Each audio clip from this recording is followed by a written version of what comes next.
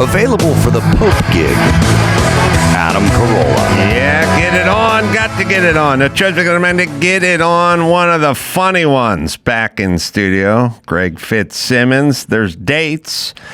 Also, very funny special available on YouTube. You know me. It's getting around 500,000 views, and rightfully so, because it is funny. Also, dates coming up. March 6th through the 8th, Punchline in Atlanta, and then the 15th, that's the Hollywood Improv.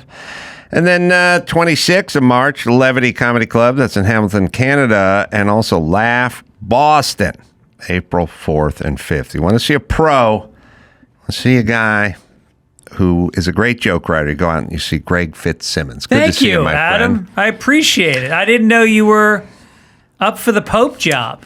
Yeah, well, I threw my hat in the ring. Yeah. See what I did there? Yeah. Here's the thing about the Pope is he's going to die pretty soon, which is going to be right in the face of millions of people talking to God and saying, don't let him die. Is that not proof? Yeah, there is no God. I don't know. Well, it's weird because we do a lot of praying, and people pray for a lot of stuff. They want Yeah. the Pope to live. They right. want KC to cover the spread Yeah. on the Super Bowl. They want their kids' leukemia to go away. They do a lot of praying. But then when you talk to really religious people, they'll go, well, God's not your butler. He's not there to prevent wars or to heal your kid or to fix your dented fender, Right. Save the Pope. That's not what he does. I'm Yeah. like, well, then maybe we should stop asking. Yeah. You know what I mean? Like we are leaving a perpetual clean this room notice hanging off our hotel door, but no maid ever shows up. Well, it's like, and then you go like, yeah, my sister's got cancer. I'll pray for her. No, send her $50. You want to do something? That's right. And then I think about the Pope going to heaven and what happens when a Pope goes to heaven, because, he's a VIP. But is there a better version of heaven for the Pope than there is for the rest of us? There has to be a skybox. Yes. Ironically named. Yes. All the nacho chips you want, unlimited Bud Lights. Yeah. And also, look, people aren't perfect. I mean, the ones that get to heaven still have flaws, human flaws. Right. You know what I mean? Yeah. I kind of like to believe that as a guy who's essentially an atheist, but who's paid his taxes and taken care of those around me, right? And never molested anybody, that I would make the grade, that I would be in heaven. It's a good scorecard. If there was a heaven, I've done things for people. I've never been in trouble with the law. Right. I didn't covet anyone's oxen or anything. I've had an adulterous affairs and stuff like that. I really haven't done any, I may not have read the 10 Commandments, but I complied. Yes. Is what I would say about my life. By default, you lived in the confines of a Christian life. Yeah, default. Right.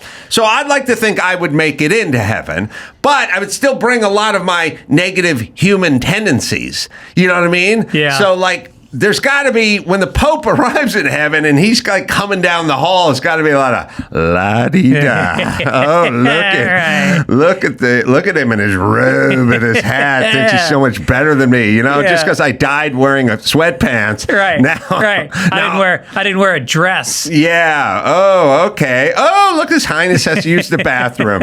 You know what I mean? There's got to be a lot of that. Heaven right? to me, the happiest I am on earth is shitting on people. Ridicule. And if I can't have that in heaven, I don't want any part of it. I would rather live in a molten sea of fire and make fun of people wearing shitty cowboy boots. Yeah, look at that guy's face melting. Yeah, than live in a place where I couldn't critique or ridicule. Yeah, I agree. I think heaven is a manifestation of whatever, it should be whatever you dreamed it would be, And I think for most guys, that's blowjobs. It would just be a nonstop, multi-partner. They tap each other out, just blow. But the thing is, then you think, all right, but that sounds like for women, that's hell. There would have to be, you'd have to find women in hell that were murderers We'd have and to bring have them up, an and exchange program. They would be the dick sucker. Basically a chain gang. Yes. For the eternity. Right, You know what I mean? right, like, right. all right, we need the roads clean. Fitzdog needs his dick sucked. That's right. So come on down. Maybe not me, but definitely like Gandhi, John Lennon. Like there's certain people that they're going to get dick sucked by, like the Manson girls. That's right. I think the best guy gets the worst girl because they give the best blowjobs. Well, I think from from the amount of porn I've seen, and I've seen the double blowjob, I think women by nature are super competitive. Yes. And we've all seen the last purse at the department store and they're fighting over it. They didn't even want the purse when they walked into the department store, but then some bitch wanted it and now they want it. Yeah. I think that's what you want with your dong. Yeah. I think you want a real healthy competition going on. Not one eye on the TV set. Right. I'm still chewing gum. You want a real competition. No, it should be a $90 lipstick that they're fighting over. Because in every movie where they do this, the second one is trying to outdo the first one, you know, and we're all the winner because of it, right? Oh, yeah, we're all the winners, and I feel like, I wonder what heaven is for women, because I don't think they would enjoy. My experience with women is oral sex for them is 6 minutes. Let me write this down. More is annoying to them, and less doesn't get them where they want to be. Annoying is a word that only women use, Yes. and I hear it all the time. Right. And they apply it to everything. Yeah. I told you famously, I never say annoyed. Like I won't go, that guy's annoying. I'll go, he's such a douchebag. Yeah. Like he's such a blowhard. Like I don't want to hear him. Right. And there's people are like, this guy's an asswipe, or this guy's a whatever he is. But annoying is interesting because it's in the eye of the beholder. And so what women can do is you go, you want to go out to dinner Saturday with Johnny and his wife, Suzanne? And they go, Suzanne's annoying. Yeah. And you go, she seems nice. No, she's annoying. Yeah. And you go, I don't know, last time we went to eat, we just sat there and ate. It seemed nice. She's annoying. And you can't argue away annoying. Yeah. Now, if she said she's cheap, then you can go, well, they picked up the bill the last time we went. Yeah, like you can defeat all the other arguments. Yeah. Annoying is an umbrella that covers all humans. You can't argue with it. And women apply it to everything, and guys don't. Right. Because it's nebulous. It doesn't have a lane. Like, we're nuts and bolts. Like, we need to go, this guy's bigoted, or this guy's a drunken asshole, or this guy's physically aggressive, or this guy's a pussy. You know, whatever it is. But annoying is just some catch-all category. It's kind of a gaslighting move, because you're annoyed. That doesn't mean they're annoying. There's something about them that's triggering something in you. You've labeled people annoying because you're annoyed, but I may not think of them as annoying people. Whereas rude, everybody's going to perceive rude. Everybody's going to perceive cheap. Yes. But annoying is your issue. Fucking deal with it. I agree. So women's heaven would be, I think it'd be a large group of women drinking mimosas, talking about how annoying certain people are. Yes. That would be one of the things. But they only talk. They don't have to ever listen. Oh, no listening. Yeah. No. It's a not, and men from hell come up.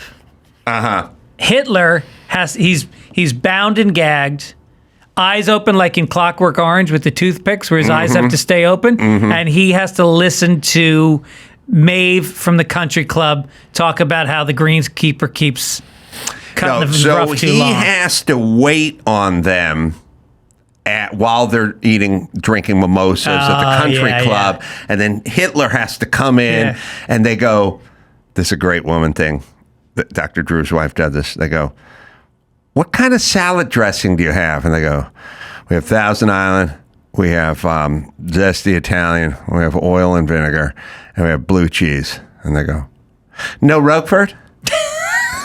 We have zesty Italian, a Thousand Island. It's like, is that a statement or is that a question? It's a weird, I gave you what we have. Right. Not going to work with these women. Yeah. They want, and now This is where Hitler really gets annoyed. They start inventing their own salad dressing, you know. They go, just bring out olive oil and balsamic vinegar and some blue cheese crumbles, would you please? And I'll just get out my Bunsen burner, my graduated cylinder, my beaker, and I'll just, like, you got 5 dressings, bitch. Pick one. Right. Yeah. No. And there's always extra blue cheese laying around. Or that pack you're not your putting, own dressing. Yeah. If this is that big an issue. Sure, I've seen women do that.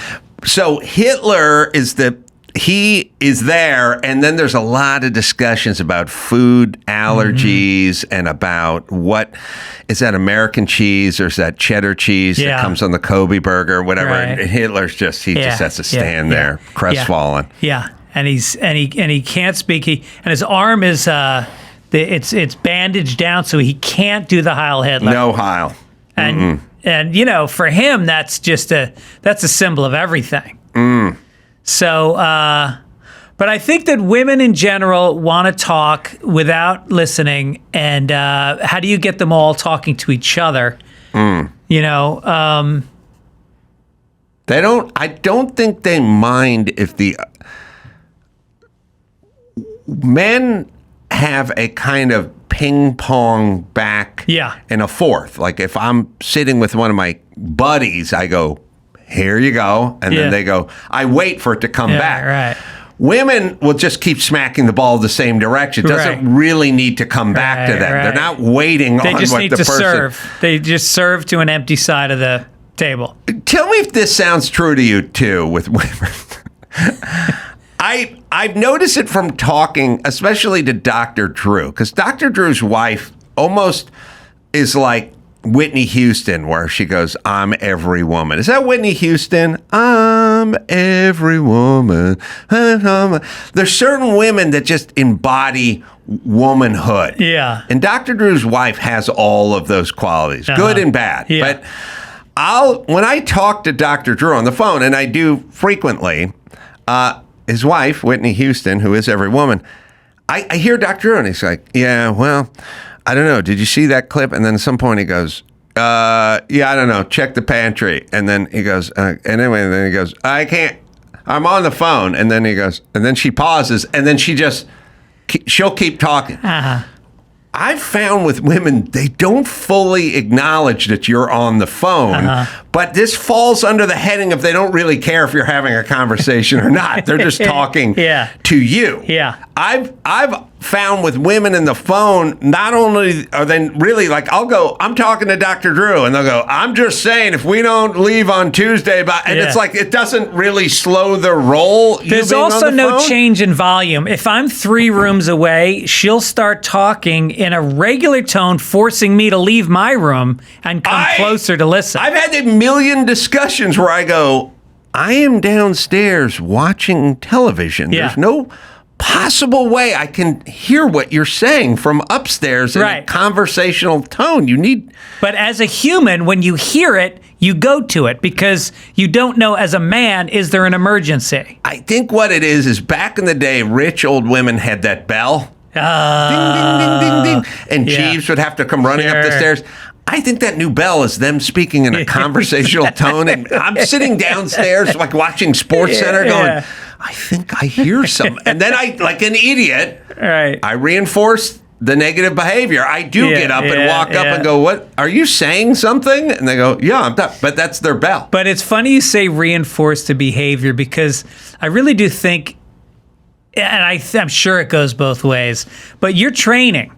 You are training with positive and negative. Like if you're a guy and you never go out with your friends and then one night you go, hey, I'm going bowling with the guys. And then she goes, what, I'm not invited? Right. Then you got to go, well, why would you be invited? And her answer is, because I'm always there. Right. Well, you can't set up that precedent. You have to, even if you're not meeting friends, go tell her you're meeting friends just to set up the expectation that every Tuesday night you go out with your friends. Go sit in a fucking coffee shop. But get out of the house. Get out of the house.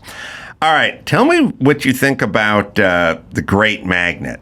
I don't know. What? Well, I'm not a religious man. I am running for Pope. Yeah. But I'm not a religious man. But I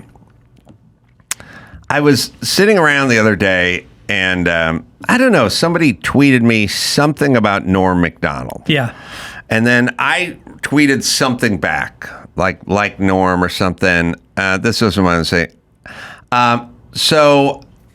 This wasn't the tweet, but it is the tweet where he ended up on, which is somebody said, "Oh, we miss Norm," and I said, "Yeah, I like Norm," or something. And then you can put the tweet up. And then somebody felt the necessity, go ahead, to explain to me via the tweet that was just up that they love Adam, but I couldn't carry Norm's gym bag, and I know it. By the way, almost every time someone says, "and you know it," I never know it. Like when I go, you didn't know that? Whatever. I didn't know. I wasn't qualified comedically to carry Norm's gym bag. No, I don't know that. I never thought that. But, right. And like I said, most of the know it stuff is something I've never entertained or thought about, unless he's physically talking about moving Norm's gym equipment, which he probably doesn't need at this stage. But somebody wrote that, and then I wrote back, I do not. No, I don't know that. Like, I'm not trying to be a dick, but he's been on the show many times, and I've had many funny conversations with Norm, but no, I've never felt like I couldn't carry his gym bag. And the reason I know that is because he's come on the show, and we've done long-form comedic bits many times, and I've been equal to Norm in these long-form comedic bits, but also they're my bits. Like, I've been sort of steering the conversation. Right. Fine, I love Norm. I don't know why people need to be insulting, but anyway, I had this conversation. Then the next day, I get a long text from Judd Apatow, who I have not heard from in a long time, and it says, "Hey, I'm doing a doc on Norm Macdonald. I know he's been on your show a few times. Anything you have, any archival footage or whatever. Because Apatow is doing all these great docs on comedians now, which is a full circle thing for him, which is sort of interesting, in that he started off when he was like 13, like interviewing comedians who would come to town, and now he's become some sort of comedic historian where he's like capturing and doing all these docs on these guys. Great guy, good for him.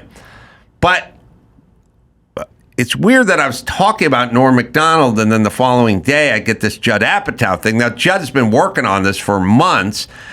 Did he see something online and it reminded him, or what is going on in the timing department? No, he reached out to me this week also. He did? Yeah, because Norm used to come on my podcast, and we had a very fun... I used to do a segment called Talk... I did it with you. Talk your way out of it. I put you in an uncomfortable situation that you're stuck in. It's almost like a curb thing, and then you got to talk your way out of it. And Judd hit you earlier as well. Yes. So this is a pure coincidence that I was talking about Norm, and now Judd comes in the next day with Norm. Yes. Okay. And so the situation with Norm was, you're fucking this girl, and as you're fucking her, she's yelling, she's calling you the N-word, and she's saying, "Put that big black cock in me, and so I said to Norm, I go, then there's a knock on the door, and you open it up, and it's the next door neighbor, it's a big black guy. Talk your way out of it. And then he goes, I would just look at the guy and go, "Hey, let's kill this honky bitch." Like, in a fucking split second, he comes up with that. So he was asking about trying to put that in the in the doc. Yeah. Well, maybe I'm not fit to carry his gym bag, but wasn't it fit to carry his jockstrap? Well, first you got to carry the gym bag, with the and then once you get in the locker room, then you take it out, bring the and you bring it over to him. Yeah. And then you're not qualified to cradle his balls is after you take out the jock strap. You have to cradle his balls to put him in to the jock strap. Oh, we have to cup the ball to get it into the jock strap. Yeah, obviously. Yeah. Isn't it weird that that the cup that we all wore playing sports covered really nothing? All the soft stuff was underneath the cup. It didn't really, there was no ball coverage at all with the cup. Unless you had very small balls. There is a kickboxer's cup which goes down and bends in. Oh, it does. And it has taint word under there for the upper kick. You know, from you picture a guy kicking up your crotch all the time. So it does exist. Another question for you. Tell me if this bothers you or not. You're an open-minded guy. Sure. This bothers me. I have been saying, I don't like, we have Macron, and Macron is talking to Trump. But did we figure out when Trump uses an interpreter? I was asking for that. You guys can look for that. Okay, so first, the Prime Minister of India comes over here and he's talking to Trump, but they're using an interpreter and it's a woman. Yeah. He's a 65-year-old husky dude, you know. Then the Japanese Prime Minister comes over here and he's talking, but while we're talking, I'm hearing a woman's voice.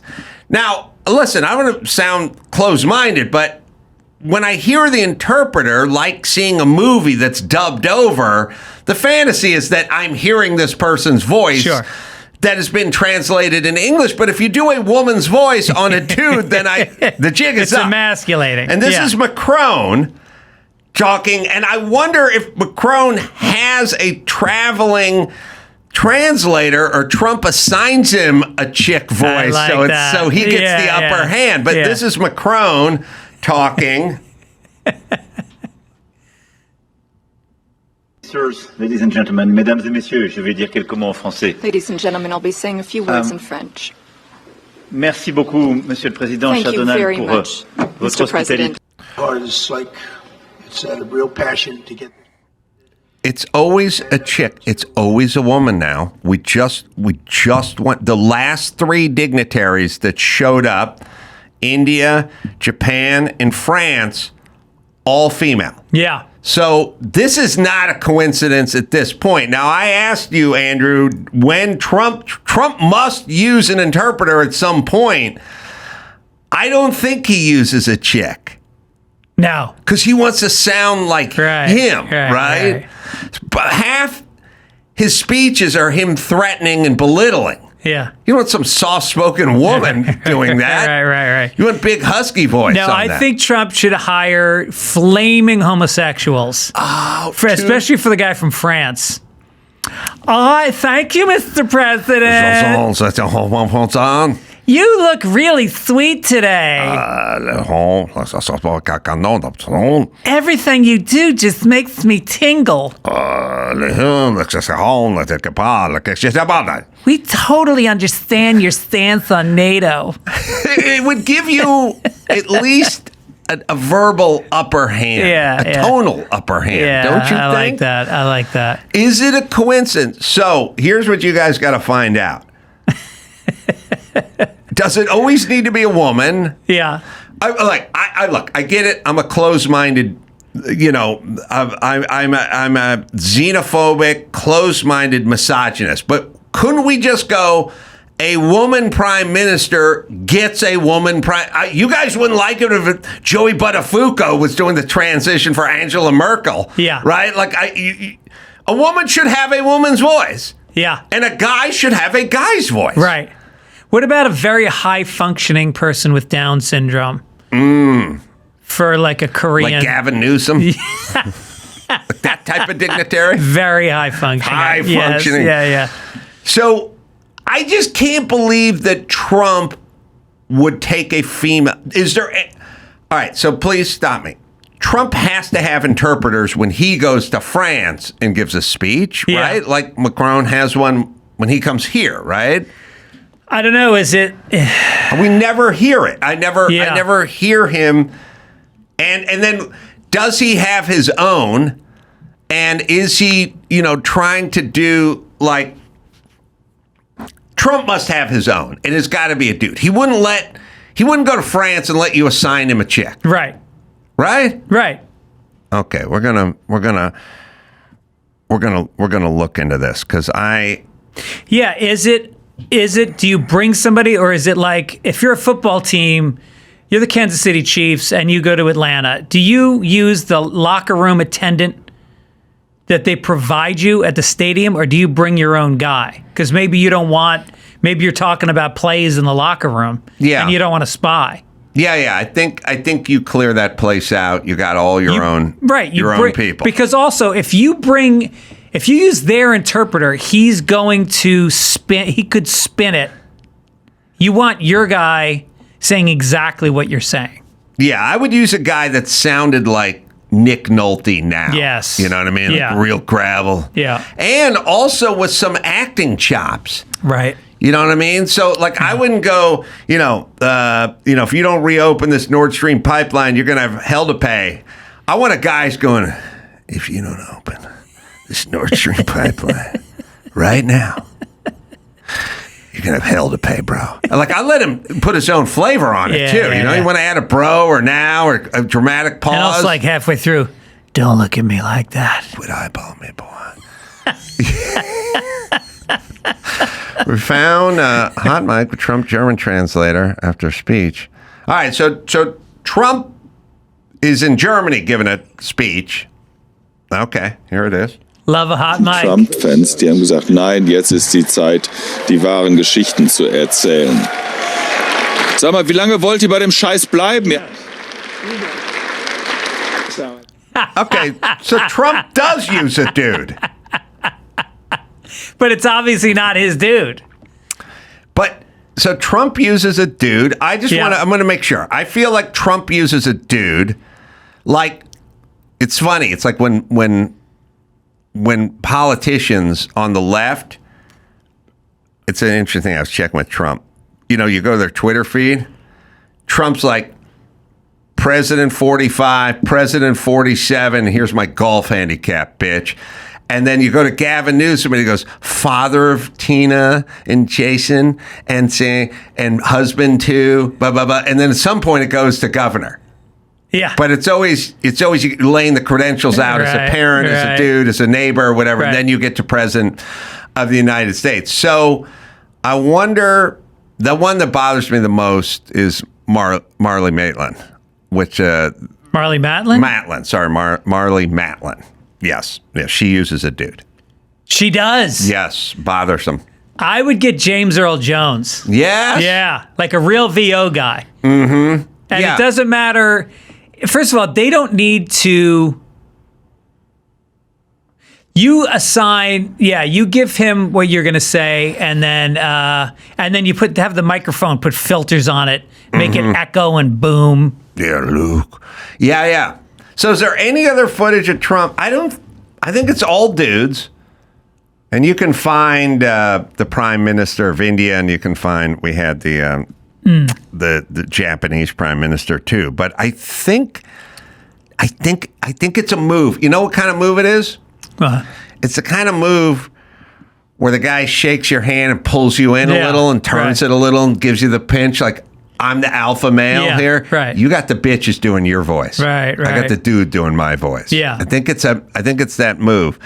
We have the look at the Japanese one. Again, it does bump you because what we're attempting to do is a simulation. We're attempting to say, if this person spoke English, this is what it would sound like. Yeah. Okay, sorry. I think if you had... Hold on. Okay, play for a second. Attempts in the East and South China Seas in order to fully defend a free and open... That's a dude! Yeah. All right, listen, fuck y'all. You would never do... Okay, you've written books. Yeah. I've written books. Yeah. When really rich, important people, not us, write books, they don't do their audiobook. No. They go, fuck that. I'm not gonna I did mine, but I you did don't. mine too. I'm not doing 20, 35 hours sitting in a booth. I'm not going to do all that shit. Give it to somebody else. Yeah. Well, they get a guy who sounds like them, who can approximate the feel of, Conor McGregor is doing a tell-all book. He doesn't get some 17-year-old chick to read it. He gets some dude with an Irish accent to do it. Keith Richards got, what's his name to do it? The guy from Pirates of the Caribbean. Johnny Depp? He got Johnny Depp to do his voice. Sounded exactly like him. That's a move right there. Could you imagine calling Johnny Depp? Hey, man. I'm going to try that with Brad Pitt. Hey, Brad. Right. I know you don't know me, but maybe you've read some of my work. Anyway, I'm really busy. Yeah. And if you could just come to the studio. All right. So you would never do, if you went to your publisher and went, listen, I don't have time to read my audiobook, but my sister says she'll do it because she's kind of out of work. Yeah. They'd go, you can't have a woman read your voice. Okay, I'm making the same argument here. We must have an alignment, a genital alignment, which Yes. is you can use an interpreter. It has to be the same sex. And if they're Asian, it should be a little person. Yeah, something squeaky. If they're bald, they're bald. Yeah. You know? Wait, if they're bald? Then the interpreter should be bald. Oh, we're going right across All the way across. left-handed, blue-eyed. Like, when do we stop? Well, if the person is known to drink, Oh, as Putin is, you get a drunk interpreter, a guy who's slurring. Yeah. Yeah. Oh, God, I was just looking back on that. Remember in comedy, you could just have a thing like, hey, he doesn't have to call me Johnny. Hey, you can call me Ray. Or Yeah. you can call me Dick. Right. Or you can call me John. Right. Like, it's just a little patter. Yeah. And that was like your whole thing. Uh-huh. And I was just looking at clips of, what's the guy who always pretended he was drunk? Oh, yeah. We'll think of his name. Roast. If someone just, and now I'm saying, I want to say DeForest Kelly, but that's the guy from F Troop. He had a name like Forrest. Yeah, he had a weird kind of old English name. Yes.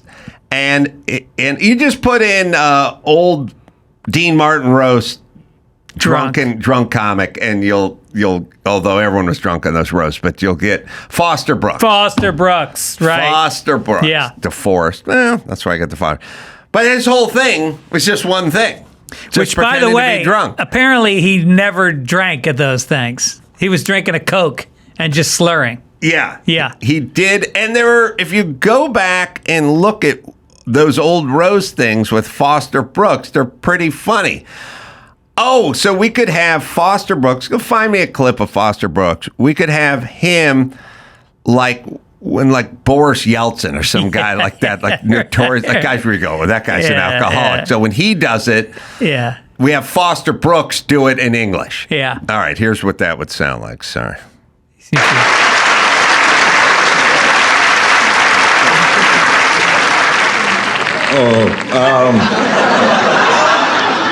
As Mr. Martin just told you, I was Laughing's head writer. And I got that title because that's where I did most of my writing. In the head. In the head.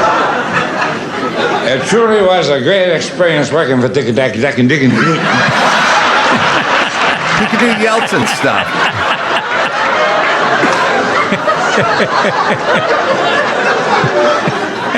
It was a great experience working with Dick and Dick. Dick and Dan.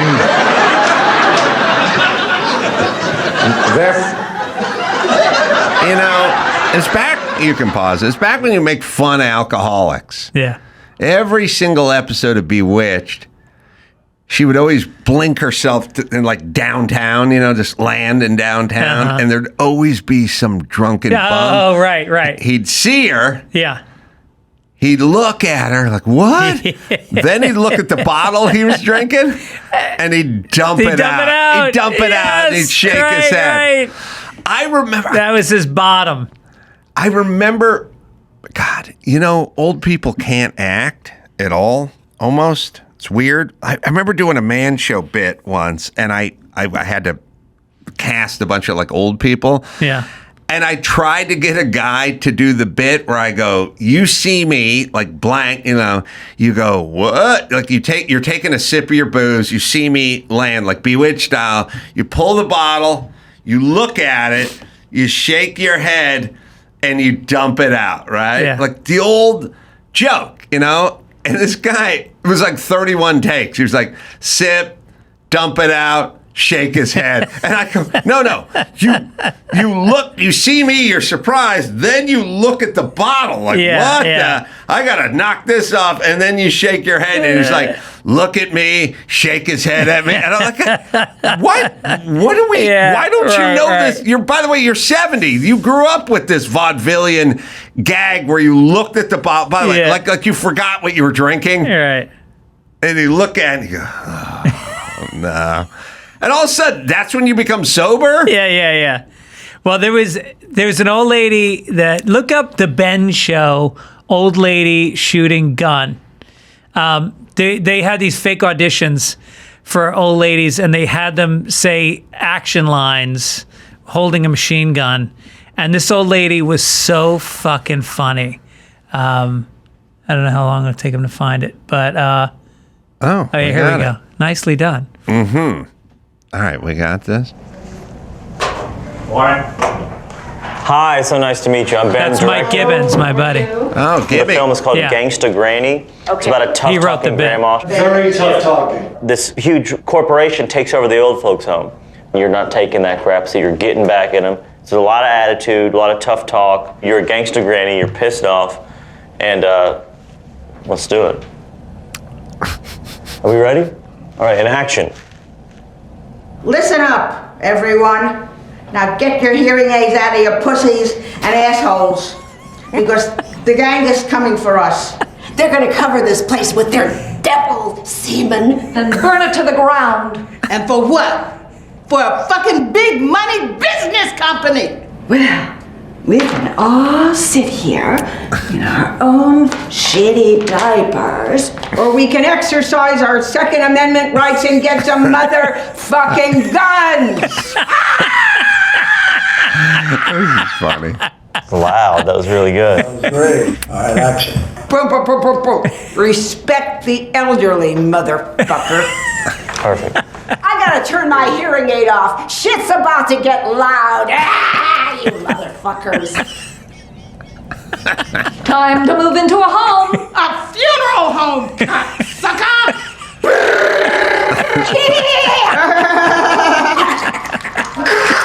They're lucky Baldwin didn't audition for this because someone would have got shot. Really great. And the last one is I came here to do two things: hand out hard candy and blow some motherfucking dicks off. And I'm all out of hard candy.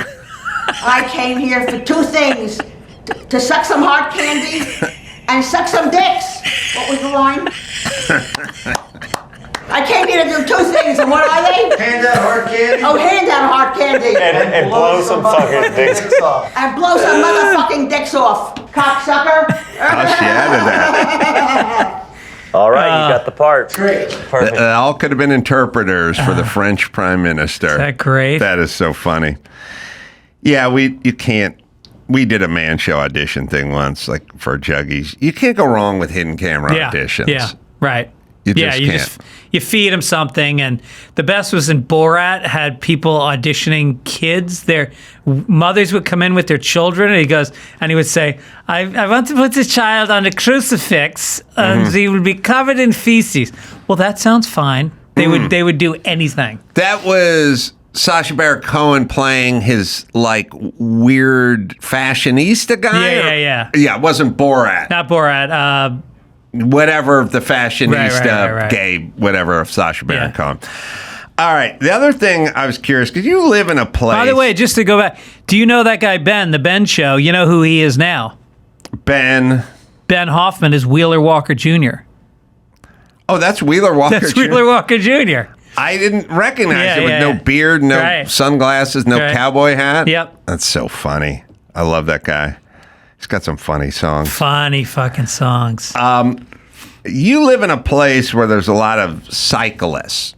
Yes. And somebody tweeted me out this thing, which is weird. It's weird that cyclists are amongst the angriest people in our nation. Oh, my God, yeah. And they do this thing where they sort of take over a road.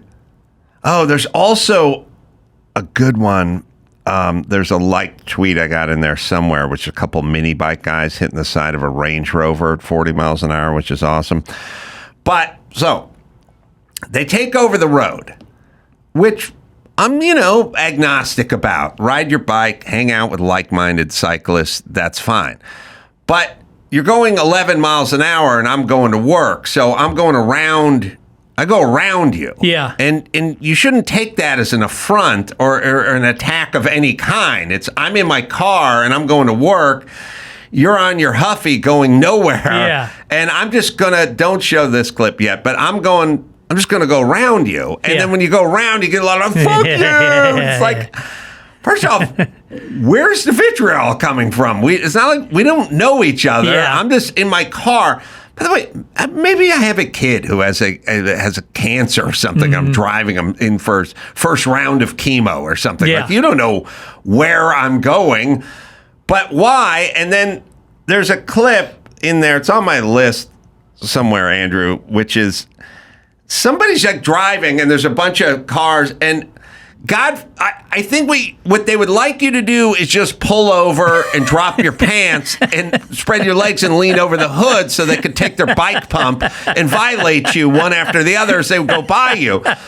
God forbid you just stay in your car and attempt to go past them or navigate them. Right. It's that way. It was that way with like Black Lives Matter. It's that way with all the Eco Alliance, like taking over the streets and stuff. It's like, I'm driving my car somewhere. It does not mean I'm not down with the eco or the Black Lives. I have a kid. He has a bicycle. I'm happy for him, but I'm going to work. Why do we all have to stop our day for you? They especially get mad when sometimes the lane gets really narrow. And I like that lane because it's usually pretty freed up. They get the one all the way on the right. They get so pissed off when you go in that lane. Yes. The road was built for you guys to share, but not for you to have dominion over me and my car. Respect physics. Respect physics. Okay. I'm in a thing that weighs 6,000 pounds. Right. You have no idea what kind of prescription meds I'm on. Yes. Or beyond. Yeah. I could have found out my wife was cheating with my best friend attorney buddy 10 minutes ago. You have no idea where I'm at. You have no idea how little it might take me just to plunge my right foot down and take 11 of you out.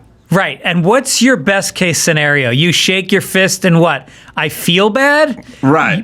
Your worst case scenario is I swerve and fucking kill you.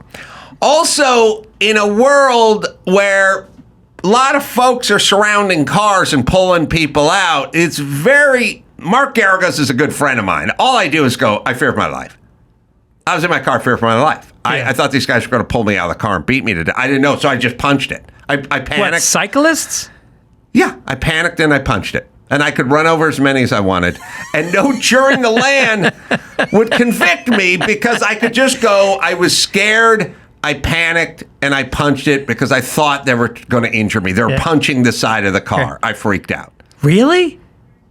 Well, that's what I would tell them. Oh. It didn't actually happen. I think when the jury shows up, make sure that your lawyer, when they're screening, says, how did you get to the courthouse today? A walk because I'm now scared to drive? No, that none of the jurors were showing up on bicycles. Oh, okay. Yeah. Good check. Can I tell you, my daughter the other day goes, what did you do today? And I ride a bike, but I don't put on, Lululemons and put a water bottle in my lower back. I just have a fucking mountain bike and I go down to the beach and I ride it. And she goes, what'd you do today? I go, I rode like 20 miles on my bike. And she goes, look at you, Louis Armstrong. She's 21 years old. I go, did you mean Lance Armstrong? My sister, when I was a kid, I'd like to do a coffee table book of women fucking up adages and sayings. Yeah. When my sister was a kid, I don't know why I always remember, she said I said something and she said something and she goes, there used to be a popular one, which is, no shit, Sherlock. Yeah. She goes, no shit, Dick Tracy. Which is always great when someone fucks up in the heat of battle. Because the best is when someone's making fun of you. Yeah. I don't know why I'm delighted when someone's making fun of you and they fuck themselves up. Oh, it's the best. I was at Poly High School once in the San Fernando Valley, like some dudes, and we're like waiting to get onto the football field or something, and some chick and some dudes were arguing through a fence.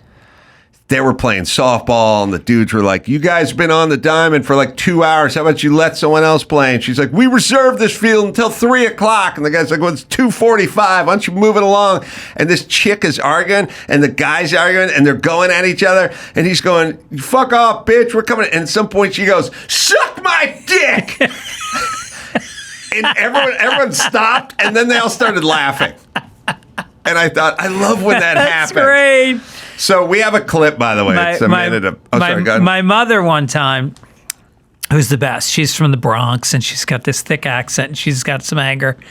and me and my brother were upstairs, and my brother and I are 13 months apart, so we went at it our whole lives. Yeah. And we were upstairs fighting, and then she started yelling at us, and my brother was standing at the top of the stairs. She was at the bottom. I was laying down so she couldn't see me above the stairs. And then as she's yelling at him, I'm making faces, and he starts to laugh, and she goes, "What are you laughing at, Mr. Snickerface?" And then we both fucking fell down. There was nothing she could do. I love the heat of battle when it happens. All right, so I have a clip, and someone's trying to drive their car through cyclists, but the cyclists have decided they've taken over. And my sort of thing is like, look, if I'm at a CVS or a Walmart or something and I'm shopping while you and 30 other people are looting the place, I'm just going to try to keep shopping. You know what I mean? You shouldn't be angry at me for not doing what I was doing. The guy in the car is just driving. Anyway, the person just goes driving, and all the cyclists, you're allowed to play it, all the cyclists seem very upset. But I wonder, like, when did all the anger kick in with the cyclists? Like, when? So they're going the wrong way. Yeah. Right. What? I'm just trying to drive. I'm driving. I had a green light. And they're all weird. And then there's the weird defiant one. I have to drive, I'm just gonna, so can you just go one lane over, I'm going to stop and block you. And she's giving her the finger. No, I have to drive right here. This person, but again, they have a 5,000-pound minivan. Absolutely insane. Listen. Like, I'm supposed to pull over for... All right, you can pause it for a second. Someone starts banging on a car. Fuck it. Okay, listen to me, all cyclists out there. The folks, the good people on Bourbon Street a month ago walking around 3 a.m, they're all dead. Yeah. They're all dead because a guy got a car and just drove through everybody. Yeah. It happens. They did on a parade in Wisconsin. There's always tons of dead people because someone used their car as a weapon. Yeah. So keep in mind, freaked out housewife, you start banging on the hood of her car, could run you over and kill you.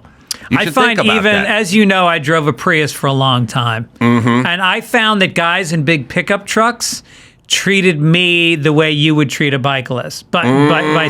Interesting. Yeah, I was very much like, I remember one time I merged and he didn't like my merge. So he followed me home. And like an idiot, I actually followed you home. And I stopped about a block from my house because I didn't want him to know where I lived. And then and I go, what's he goes, you cut me off in your faggoty Prius. If I'd been in a pickup truck, he never would have followed me home, and he never would have said that. Can I tell you the weirdest? I am obsessed with spontaneous rage. Yeah.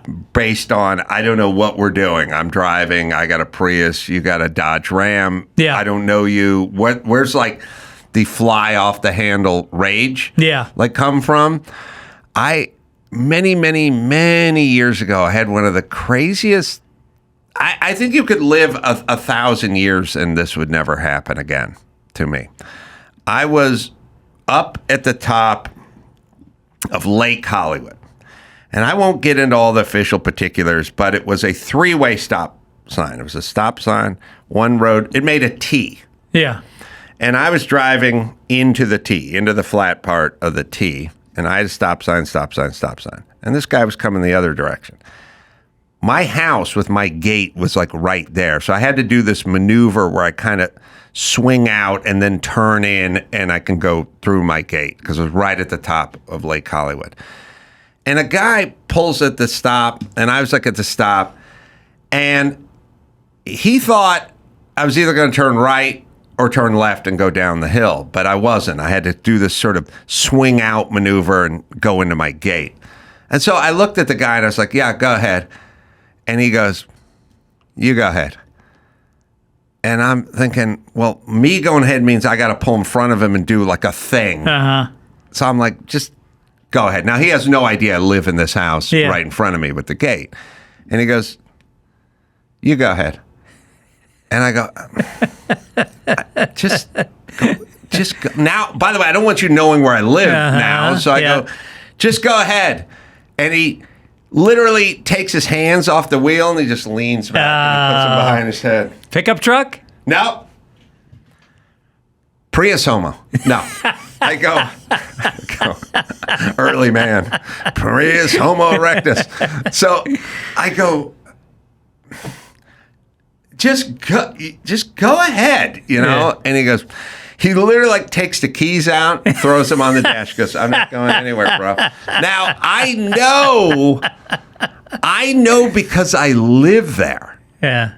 That there's much more traffic coming up from Lake Hollywood and going down to Barham than there is coming from behind me. Mm-hmm. I'm on weird street. Kimmel lives 10 houses down or whatever, but I'm weird. No one's coming down. No one's going to pull up behind me. Yeah. But he's got guys coming from jogging around the lake, and they're coming. So he takes the keys out. He like leans back, and I go, okay. So now I really don't want the guy to know where I live. Uh-huh. So I just sit there, but I know someone's coming. And of course, a car pulls up behind him. Yeah. And he's sitting there giving me the fuck you, I got all day. And there's a guy honking now behind him going, what the fuck is going on? Yeah. Go. And he's like looking at the guy behind him, and he's like looking at me, and I'm like, go ahead. And guy's honking behind him. There's two cars behind him, like honking. Now there's no one behind me. And he like puts his keys back in, he fires it up, and he goes by, and he's like, fuck you. And I'm like, wow, that's a lot. Yeah. Yeah. All I'm trying to do is pull into my gate, but you don't know what I'm doing. Yeah. But either way, we just got here at the same time, and I was like, go ahead. And it started with an effort to be kind on his part, right? I think it started, I've said many times, look, don't do the limp-wristed noodle wave where you go, because all that gets you is, no, you go. No, go, point, go. Traffic cop. Be like a traffic cop. You, go. And people just take off. Right. You go, you wave, you flap, and they come back, they start flapping back at you. I don't know also, why don't be condescending where the hand goes straight out and then the fingers flick, because that's very...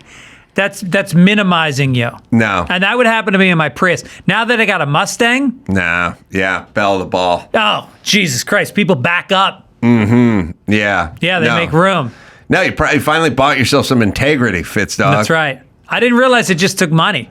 And all it takes is money. Yeah, right. Yeah. That's why they invented the Rolex. I am so much happier in my life with this Mustang. I can't even tell. I never thought I was a big car guy, but I was always obsessed with Mustangs, you know? Turned my head every time I saw them. It was like a hot chick every time I saw a Mustang since I was 14 years old. But I was always like, you know, I got kids. I'll just be conservative. This is a breakthrough for you. It really is. But the Mustang is symbolic of you taking care of you. I think so. It's symbolism more than it is, you know, a monthly payment or, you know, displacement or horsepower or anything. It's a symbolic gesture. Yeah. That's a good thing.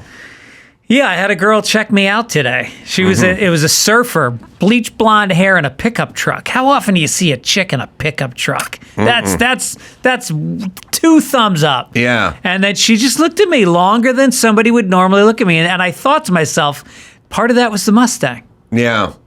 Is it all right now, where are you with your chick self-esteem? I had a hot blonde say something to me a couple days ago.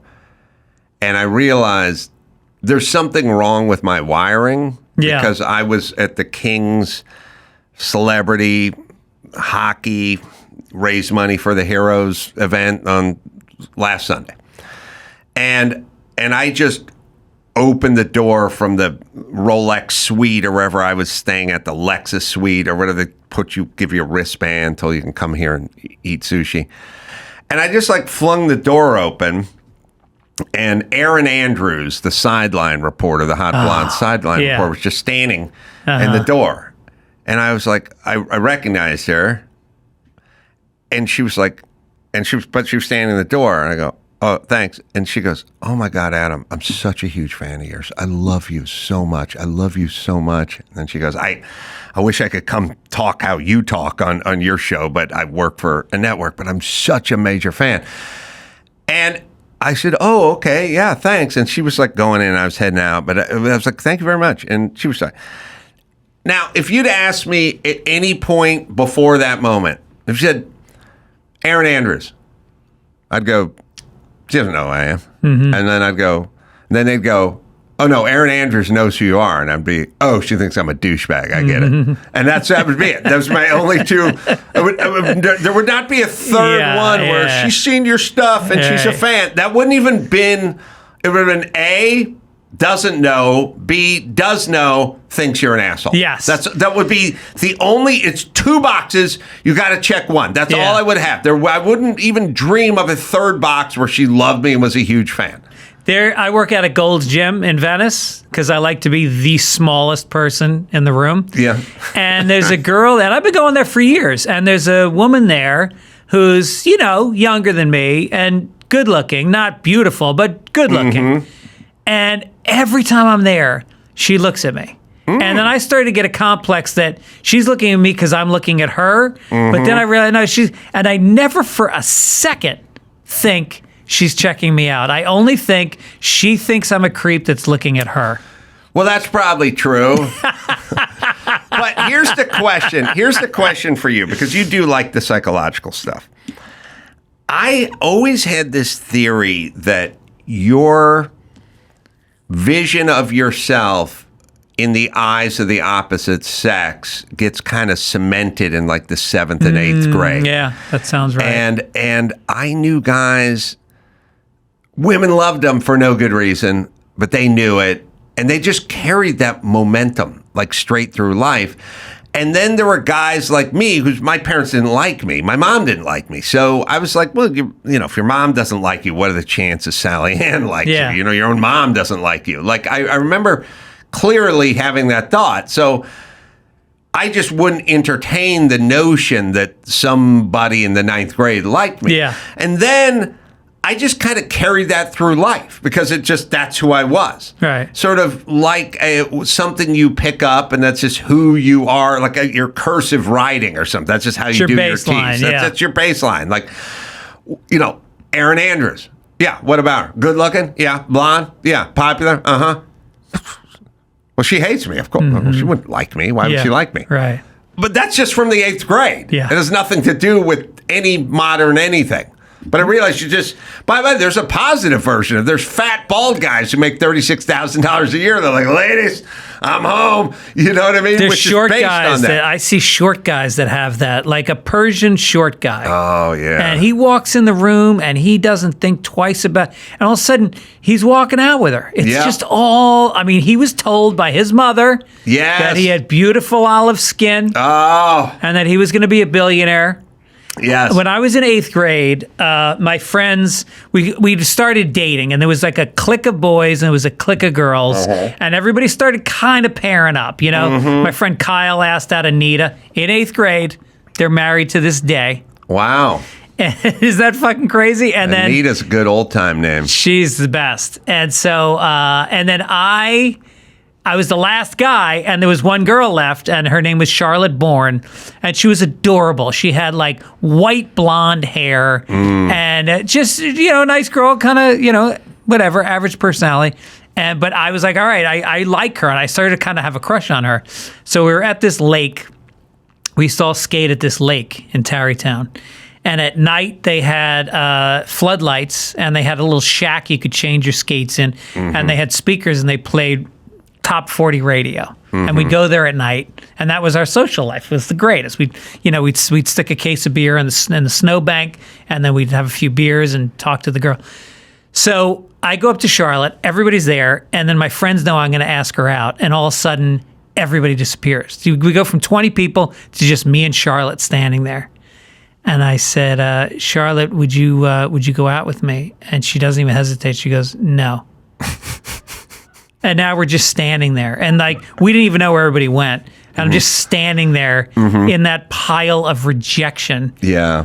And so I told this story on my podcast about a year ago. And then I got DM'd from Charlotte Bourne, who said, I heard what you said about me. I'm so flattered. I can't believe I didn't say yes to you. And then we started to kind of DM back and forth. and it got a little flirty. And I was like, this is 45 years later, and I'm married, but this is my shot. Yeah. Kyle's still married to Anita. I would tell your wife you were grandfathered in. Yes. Explain to her, listen, woman, when they made mandatory in the NHL for hockey players to wear helmets in 1980, you still saw a lot of guys without the helmet. Why? David because Johnson. They were in the league before they made the rule. So they were grandfathered in. Exactly. So that's kind of what's going on with Charlotte over here. I feel like that's true with masturbation. Some of my go-to memories are a couple girls, I won't mention their names, from high school, field hockey players, short skirts, stairway, do the math. Right. And they were my go-tos. And I'm not going to lie to you. There are times I go back to that and then I think, oh my God, she's 15. But then I think if I were to pick up a yearbook today and pick a 15-year-old, that's right, maybe a felony. But I can think about that girl because I was 15 when I first started. Yes, you are 15 with gray pubes, but 15 with man tits and gray pubes. But you are 15 when you rub one out to that 15-year-old. Instead of taking 40 seconds, it's 40 minutes, but it's the same. I'm the same guy. You know, this would be my argument if I ever get busted and catch a predator. Yeah. They go, you were having a conversation with a 13-year-old girl. I said, by a 23-year-old cop who was playing a 13-year-old girl. Well, she was 13. Well, was she?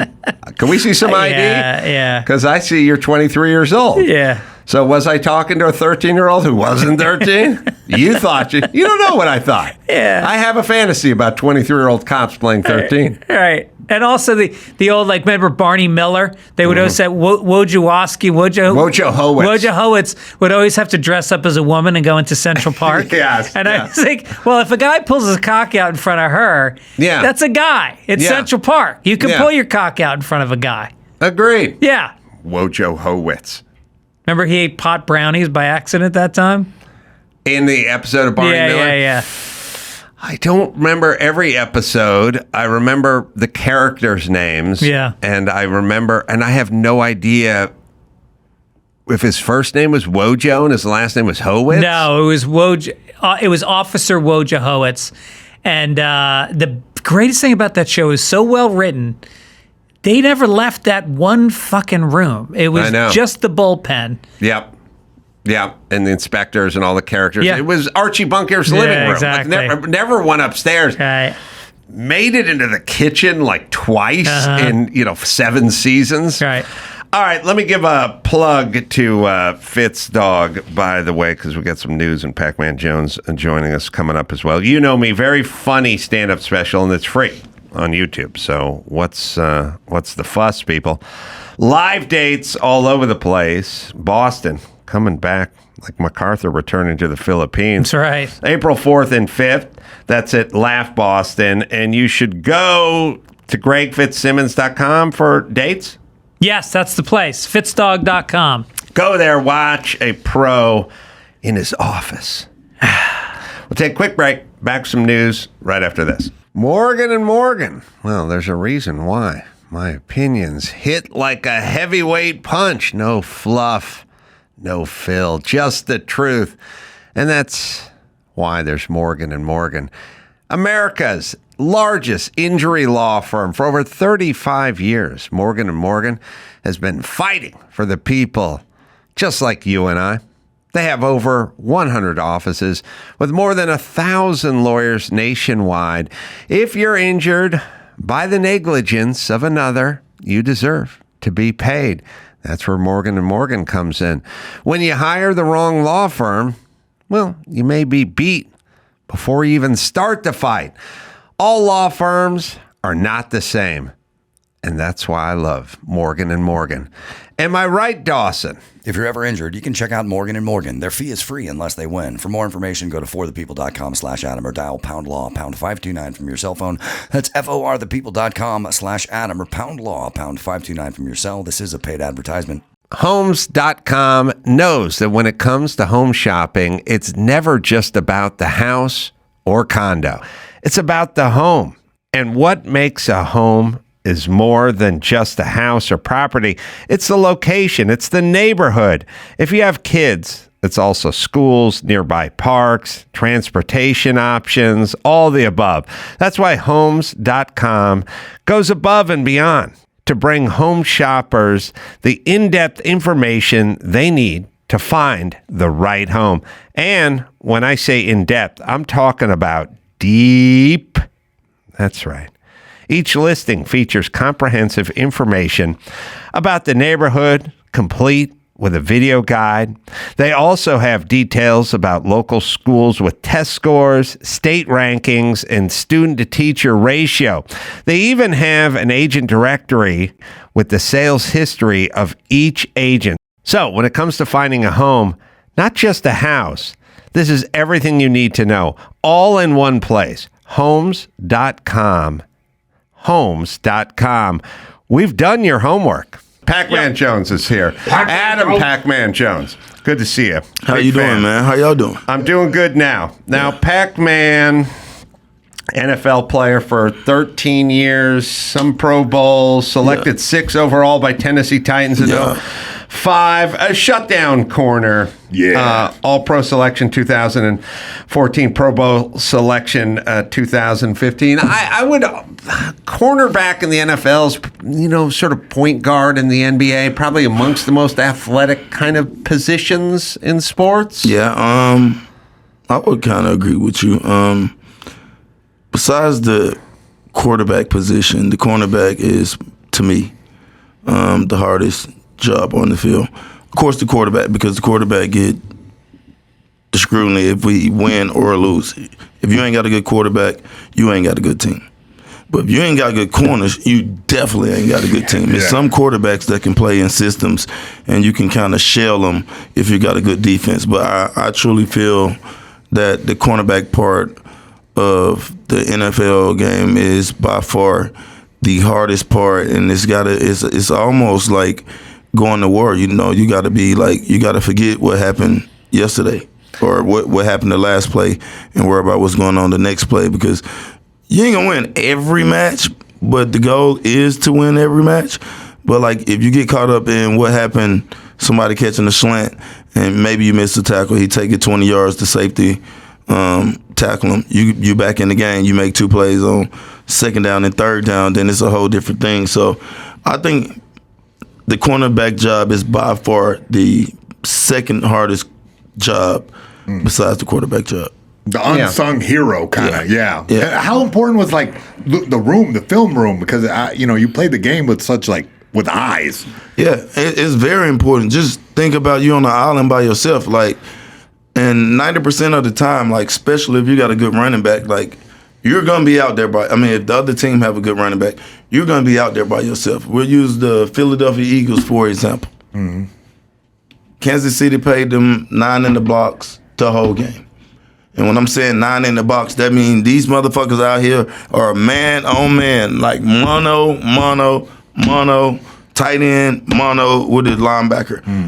And the reason why they have to do that, because if you don't, Saquon Barkley probably would have had 150 yards, and they shut him down most of the time. Yeah, it was interesting at the beginning of the game. Yeah, the third down was a big part of the game, though. If they make that third down, it's a whole different game. Who did you hate going against from a receiver standpoint? Antonio Brown was a bitch to go against. Terrell Owens.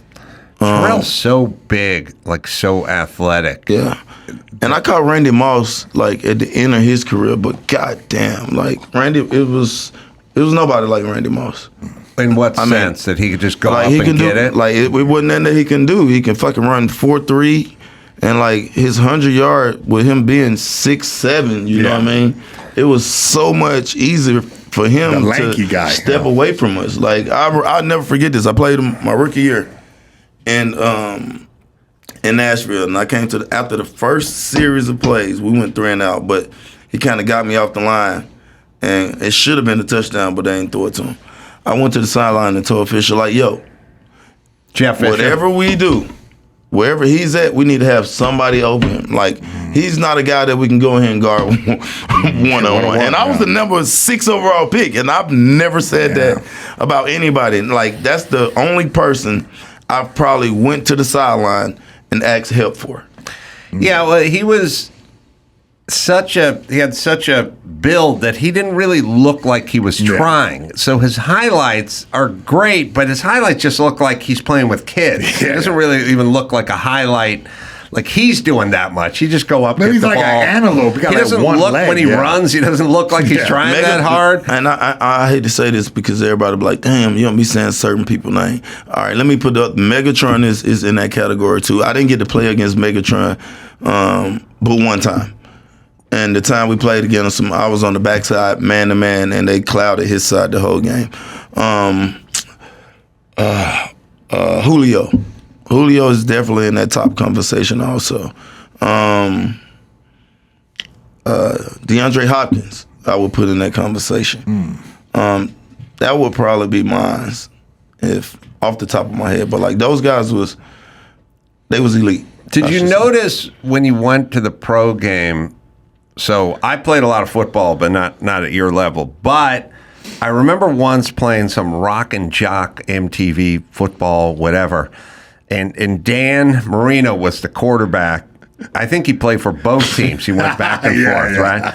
And like I thought I was covering a guy. I really did. I mean, the guy, we're about 25, 30 yards down the field, and I was kind of shading him, and I was like, okay, that ball comes in. I'm going to slip in. And Dan just throws like a baseball. He just pop. He just throws the ball's there, and I'm like, oh, he's got a rocket for an arm, and you can't defend. You think you can close the window. You can't close because these guys have such great arms, and it happens so fast. In high school, you could have got there. Not with Dan Marino. College, you might could have got maybe there college, but in the pros, with those guys with those cannon arms, you got to be there, right there, right? Yeah, and like you can tell the difference. You know, college you can pat that ball a little bit, but the speed in the NFL is so much different. Like you can't throw the ball behind them. That's a pick every time in the NFL, and you see it times in, time out, where you be like, oh, this guy's a great quarterback. Tim Tebow, I use him as an example. I love Tebow as a person. As a quarterback, balls are late. Can't do it. Don't match up. Russell. Jamarcus Russell. Jamarcus Russell. Don't add up. Balls are late. Yeah. You could tell immediately more so playing corner than you probably could playing receiver or even playing coach if you're out there. Oh, yeah. You like, once you go watching film, like, the film don't lie. The film don't lie. It tell you what throws the quarterback can make. Like, for instance, Aaron Rodgers had a okay year this year, but Aaron Rodgers' fucking arm strength is better than not showing no shame. I ain't throwing no. There's a lot of great, like... Yeah, anyone's in the NFL is great. So. No, not everybody in the NFL is great. All right. Let's not say that shit. I'm not agreeing with it. It's a lot of bums in the NFL. But his arm is better than... His arm is better than a lot of guys, and I don't want to throw nobody out there because I ain't trying to throw him up under the bus. Come on, man. But like, give us some clips. I'm saying Jaden Daniels was the best quarterback this year as a rookie, right? Yeah. His arm is not better than Aaron Rodgers as far as pure throwing the fucking ball. Yeah, now, he might be a better all-around quarterback right now. Yeah. But if you put him and Aaron Rodgers in a dart contest with throwing the ball, hitting this spot, Aaron Rodgers is going to win. Oh, yeah. Not just one time. I'm talking about out of 5 times he probably went for it. Yeah, but that's gifted, and some of that is just sort of kind of weird athleticism. And developed though. I would argue. Yeah, no, it's all the above. But I mean, it's hard. The thing about Aaron Rodgers is when he passes, he makes it look effortless. Yeah. And all the guys, whether it's boxing or I played against Aaron Rodgers. Let me tell you something. I don't know what the hell you talking about. I played against Aaron Rodgers. Yeah. Aaron Rodgers by far have been the best quarterback as far as throwing the ball. Yeah. In the last decade, and you can put all of them down there with him. Really? Whatever name name a name. Yeah, Tom Brady. Not better than Aaron Rodgers. Wow. Name another name. All right, I'll say not better. Mahomes. Not better. I know. All I was right. going to say. On the Bills. Not hell no, not better. That dude's big. He Yeah, can but run. he ain't Josh Aaron Allen. Rodgers. No, I don't man, think come anyone's on, Aaron man. Rodgers. I've seen Come enough. on, man. I've Come seen Aaron Rodgers flicks the ball, Yeah, I and know. that's how you know he's got the great motion. See, y'all missed one name. Y'all should have said the right name. Y'all didn't even say it. Hurts? Hell no. Nah. Keep going. We got Mahomes, we got Hurts. Well, we can just go back to playoffs. We got.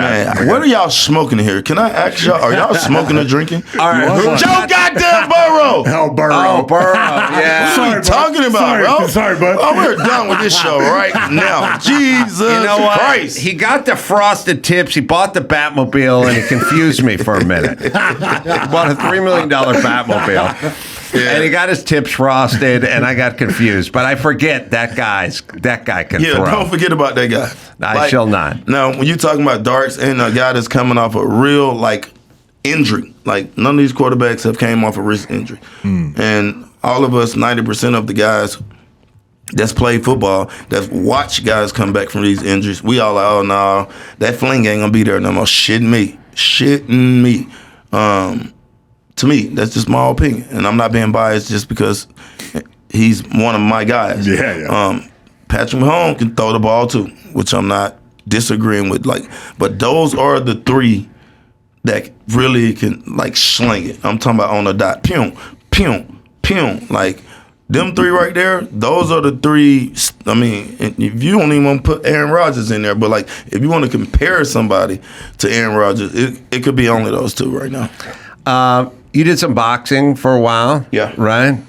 I think I turned on TMZ and saw you doing some boxing at an airport in Atlanta as well. And I don't know if you saw that, but I was protecting Shaq, man. I didn't know what the story was, but I thought it was peculiar that you were fighting with a guy who worked at the airport. Yeah. Not a guy who was drunk at the airport bar, but like an employee. Did you ever see this? I saw it. I recall this story. Yeah. So what happened? And had you had your training then?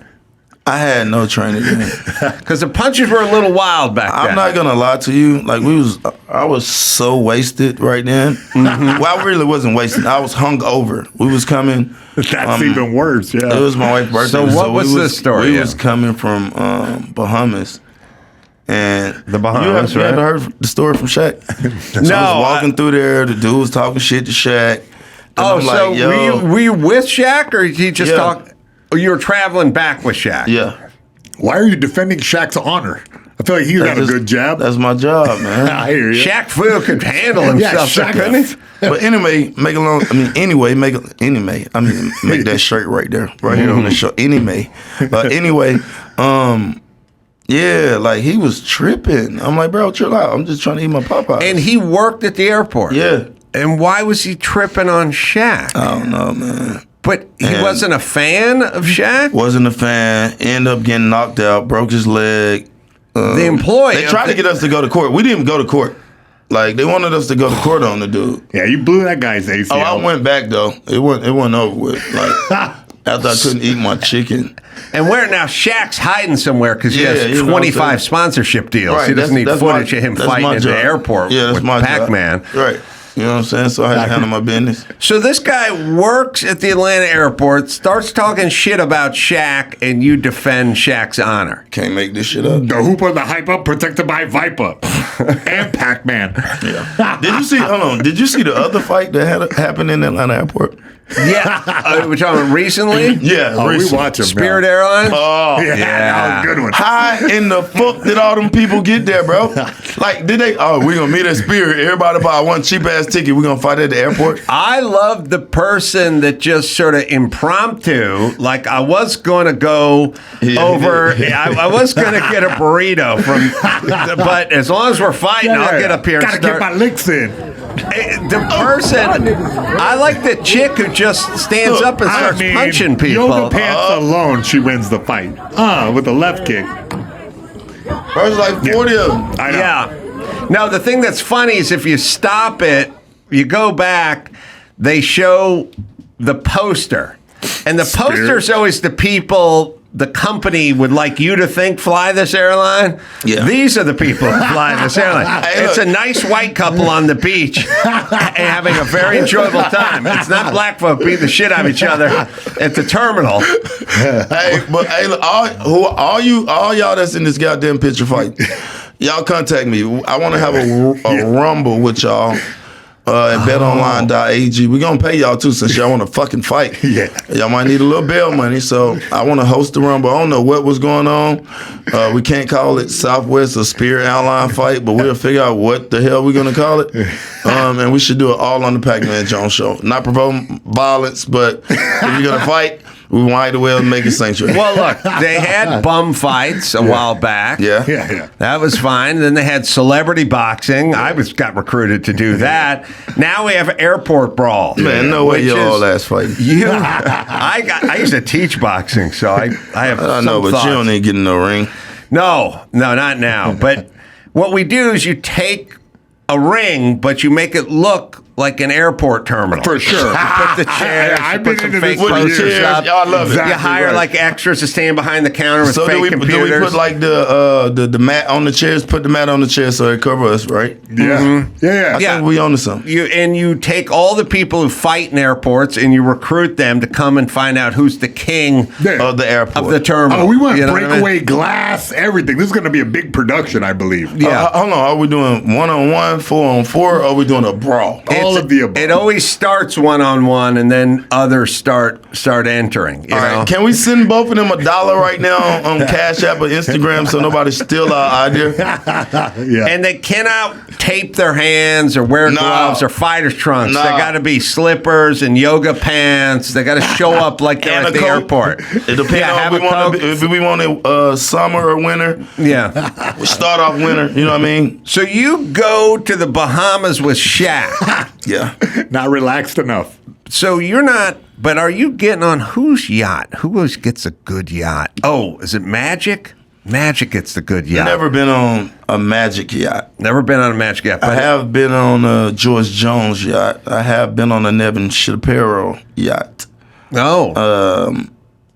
And I have been on my own yacht, but no, I have never been on a Magic yacht. I haven't had a chance to do that yet. Shaq, who I like, I haven't talked to him in a while, but he used to come on Loveline and stuff back in the day, is walking through the airport and you're defending his honor because we some guy's talked about this shit. actually on Pat McAfee too. But then after that, you trained in boxing. Yeah. So you would have had a jab and followed it up with a hook, probably. Well, actually, when I decided to do that was the first time I was in shape. I was ready to go. I actually thought I won the first fight. In an amateur, you had an amateur fight or professional fight? I'm just saying when I did Rough and Rowdy, when I fought the champion of Rough and Rowdy. Oh, okay. He was a little bit bigger than me, but I still took the fight. I was 170, he was 185. He probably was 205 when the fight started. Second fight, I shouldn't have took. I wasn't in shape. But I was like, fuck it. I should have whooped his ass the second time. And that's why I respect boxers. What'd you play at? What weight were you at when you played corner? 180. I've never been over 182. Right now, I walk around at 177. And you return punts at West Virginia, right? And kickoffs? Yeah. Punt return, man. Biggest player special team of the year, bro. Oh, really? Yeah. I only caught the ball, 11 times in the league, maybe 12, something like that. I don't know what it is. Out of how many seasons did you?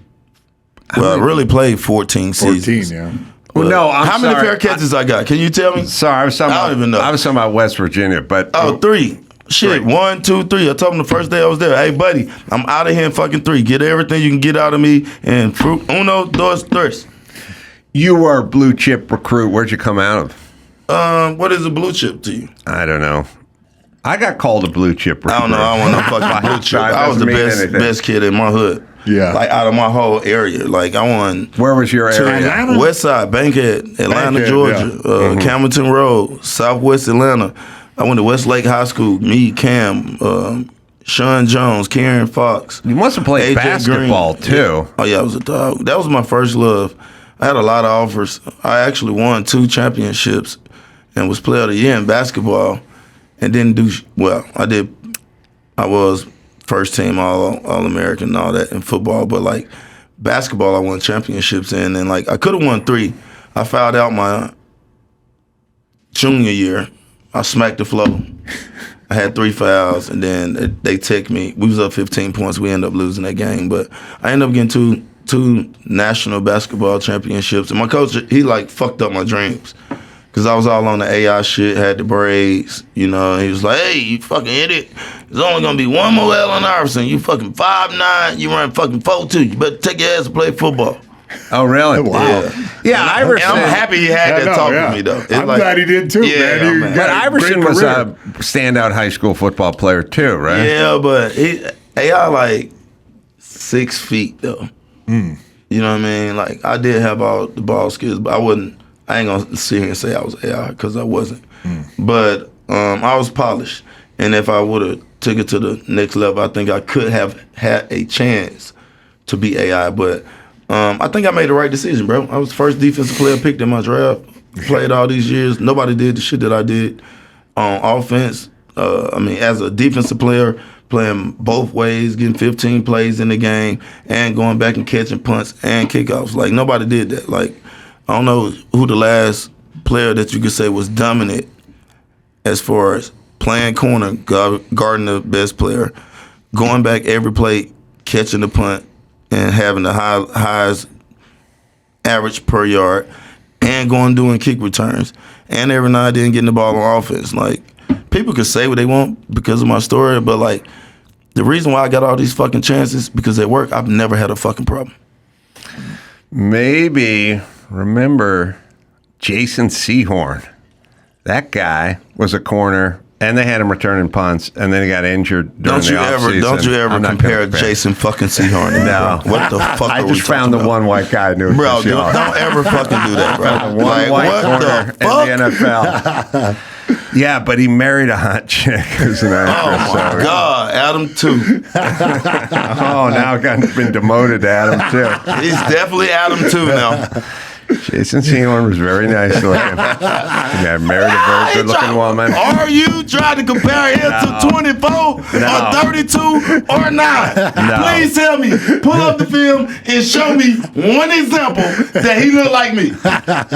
No, oh, man, don't do me like that. Sehorn. Do not do me like that. Not Jason Sehorn. Don't do me like that. No. He was a good player. He's a good player. Yeah, good player. Not taking nothing against him. Not like you. But like, You're coaching the guys now? Is that what I hear? Nah, hell no, I ain't coaching. Oh, no, I thought you were imparting some of this wisdom into the next generation of players. Nah, bro. Like, I'm an entertainer. I like talking shit. I got my own show, the Pacman Jones show.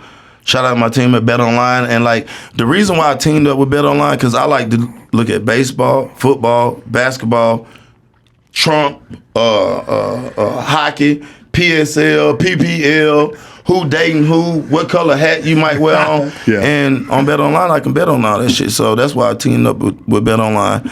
And, like, I enjoy, man, somebody asking me, like, why you say that? What did you mean by it? And certain things I say for different reasons, to throw shit out there. And then sometimes I'll be dead ass for real. But, like, it's a joy. It gives me a joy to make people wonder what the fuck I'm thinking. By the way, the podcast, Politely Raw with Pacman Jones, you should know. Yeah, so you're like a provocateur, as they would say. That's what you want to call it. Yeah, well, that's what Sehorn would say. But but you did wear your MAGA hat to the Sports Illustrated red carpet. They ain't like that, did they? I guess not. Now, is that to agitate, or is that because you like Trump, or both? Definitely not to agitate.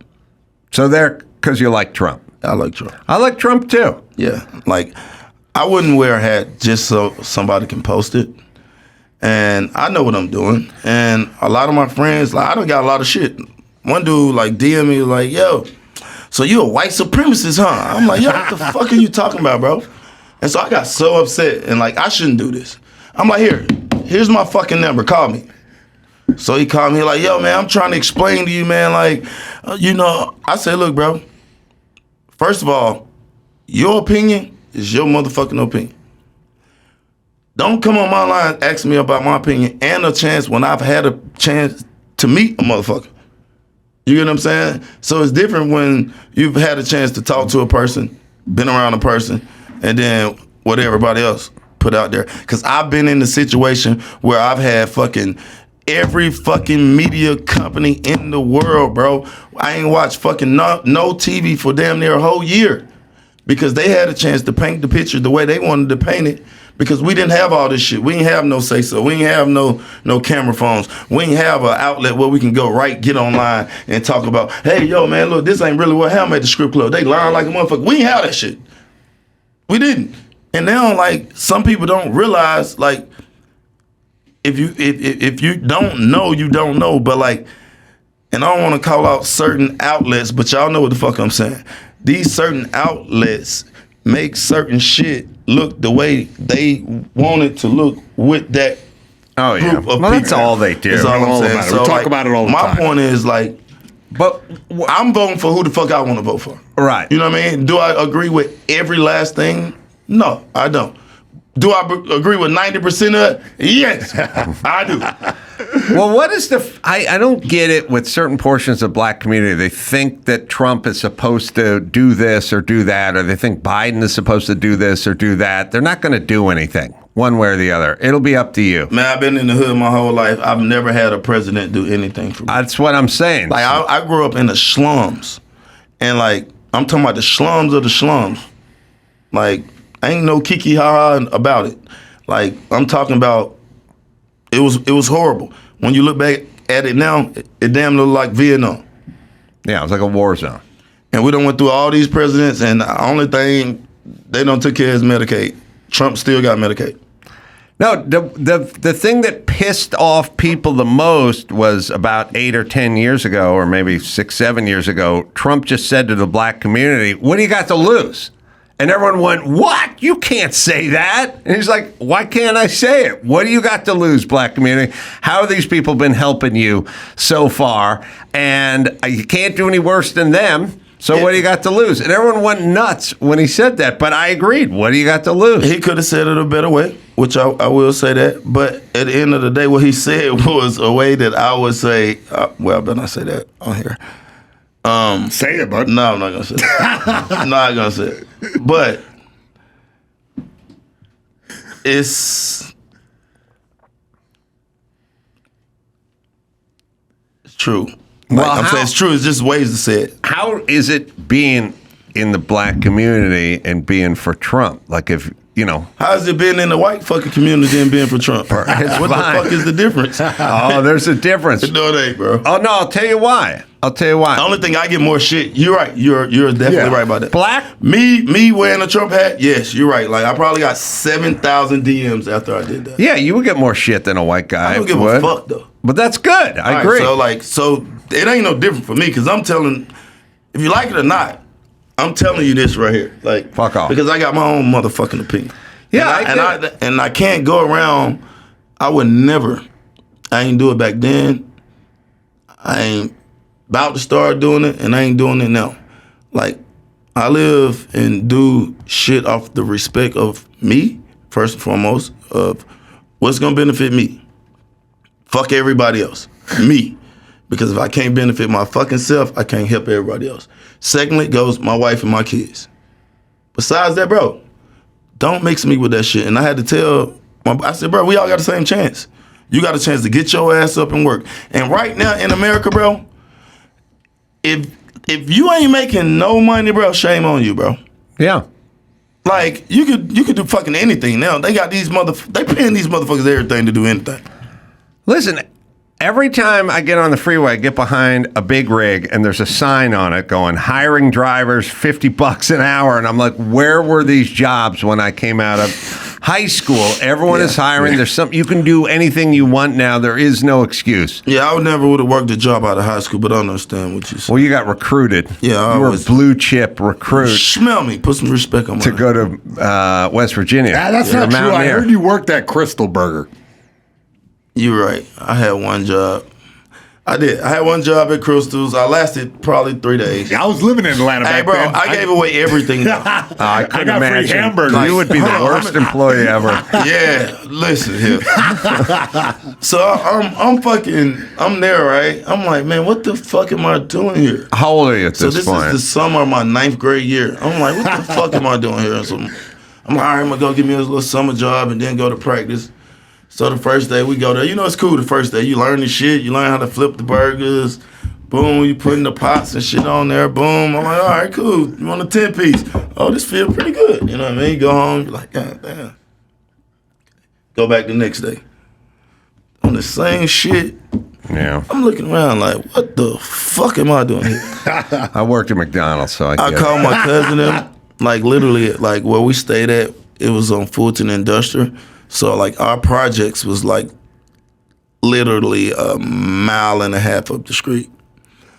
I'm calling on my boy. I'm like, listen, bro, I'm giving y'all packs of frozen meat, burgers, and everything. This is gonna be my last day. Bro, I gave away everything. I swear to God, like I was literally giving away buns, cooked burgers, not cooked burgers. And like, yeah, that was my last job. I got The hood went up that day. Yeah.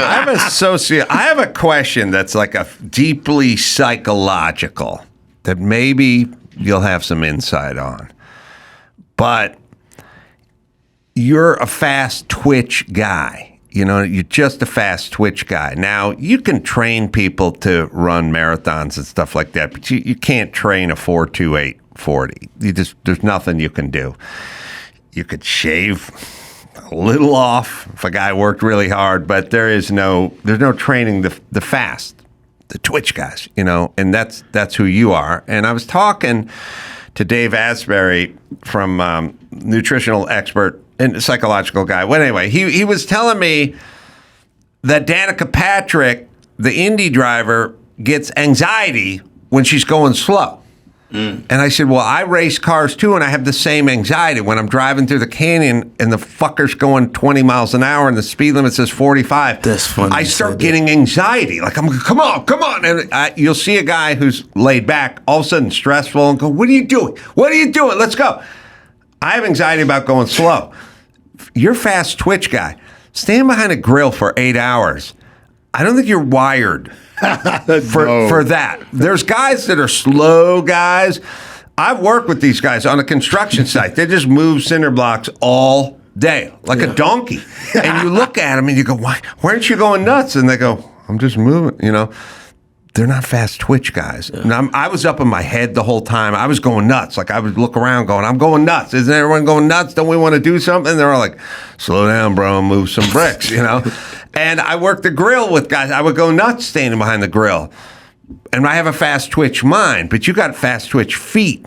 And I think you got fast twitch, just everything is sort of quick with you. And so we can't take you and put a stupid hat on you and place you behind a grill for hours because you'll start going insane. I would go and say, you know how funny that is that you said that, Adam? Is that you? Because look, my wife, all my kids, anybody that goes with me somewhere, they be like, God damn, bro, you running while you walking? Because I'm always like, right.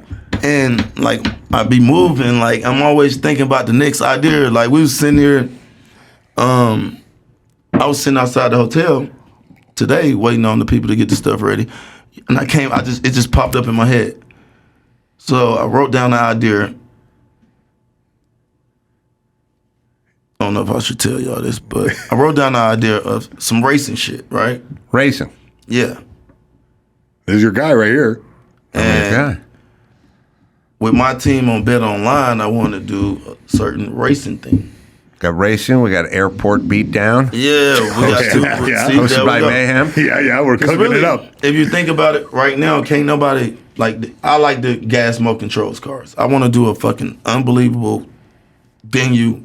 Oh, you like the remote control gas cars? Yes, I want to do a big ass race somewhere, indoor, outdoor. They're doing drone races now. Yeah, but they ain't betting on it like how I'm gonna do it. Mm-hmm. That's a good thought. Yeah. That's an interesting thought because they had, robot wars. They have drone races now. What I'm telling you, so at least we know I said it here first.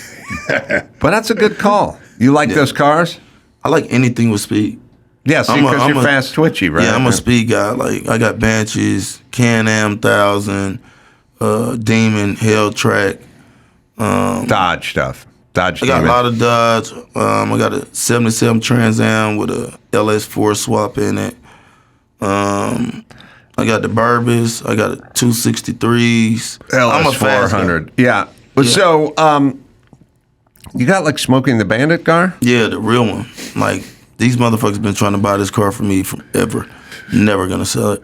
You talking about 77 matching? I actually got. Talking about a real Smoking the Bandit car? I actually have the matching numbers and training. Like, I took the shit out. It's literally downstairs in my bottom garage. Swapped it out with a new LS4 motor, same training as the Corvette, everything brand new off the crate. I might probably got 1,000 miles on it. The motherfucker's so fast.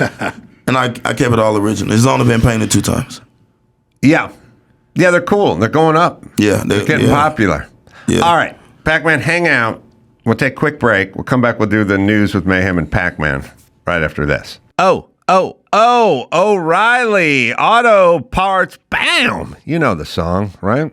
They're in the business of keeping your car on the road. O'Reilly Auto Parts offers friendly, helpful service and all the parts and knowledge you need to maintain and repair your automobile.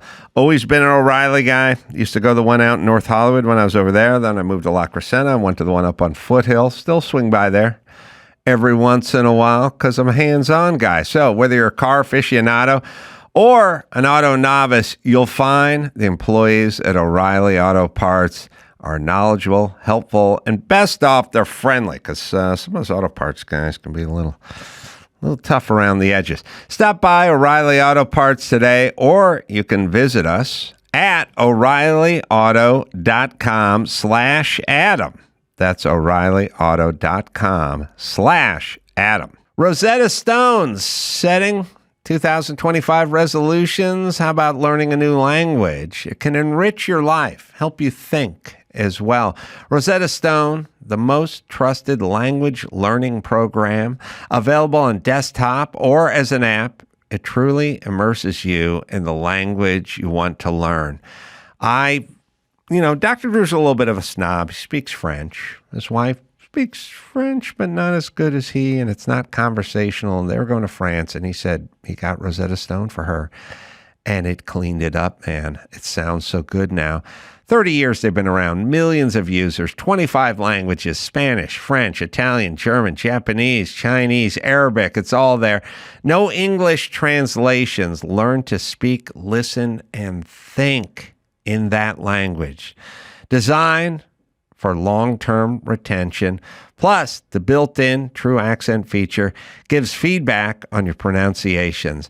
Learn anytime, anywhere, and do it on your schedule. It's Rosetta Stone, right, Dawson? Start the new year off with a resolution you can reach. Today, Adam Carolla Show listeners can take advantage of Rosetta Stone's lifetime membership, 50% off. Visit rosettastone.com/Adam. That's 50% off, unlimited access to 25 language courses for the rest of your life. Redeem your 50% off at rosettastone.com/Adam today. In the news, did Diddy's lawyer quit over necromancy? It's a bizarre TikTok rumor that Sean Diddy Combs' legal trouble have taken an unexpected turn with bizarre rumors circulating online why one of his lawyers quit the case. Diddy, who's currently facing serious federal charges, including sex trafficking and racketeering, recently saw one of his key lawyers, Anthony Rico, file a motion to withdraw from the case in New York federal court. Yeah. Rico cited sufficient reasons for his departure, but didn't elaborate, and that's where things got strange. Viral TikTok video posted by the user Taylor Reeves has exploded. Claims that Rico quit because Diddy is facing secret necromancy charge. That mean having romance with dead that's people? what I thought, but I looked it up. I looked into it. Necromancy is communicating with the dead from beyond the grave. Oh. I don't know. Is P. Diddy ever getting out? Pac Diddy? Do not. Hey, this is no Diddy over here. Fuck. No Come Diddy. on, Pac Diddy. No fucking Diddy over here, bro. No fucking Diddy. We need a Diddy if he's going to be in jail. No fucking Diddy over here. Hey, look, to each his own, but like I stand on my morals and shit. I'm no Diddy. I'm no Team Diddy. I don't fuck with that shit. Like I stand on morals. I got 2 unbelievable, beautiful kids. Should he have with fled? Your girls. I say he should have fled. He should have been gone. He knew. He's got Get enough out of money. here. Why you keep got a walking private around jet. talking about world peace? Get the fuck out of here. You rolled in the big time circles. Did you ever run bro, across? don't do that shit. I'm not, but I'm just saying. Don't do that shit. Yeah, I mean, I did rolled you in ever a lot hear of circles, anything? but not that goddamn circle. Well, I'm not saying that you went to Diddy party, but I'm asking, did you hear something before? I haven't been to a Diddy party. Not like the Diddy parties they are talking about. Oh, I see. But I have been to a Sean Puff party. All right. But like I haven't. You didn't stay for the freak off.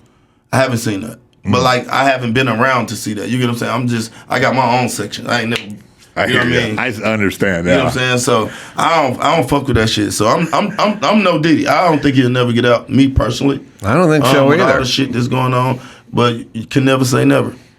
That's all I'm saying. I said he should have fled. Definitely, I would have. I would have too. I had been out of here. money in a private jet. What? See you.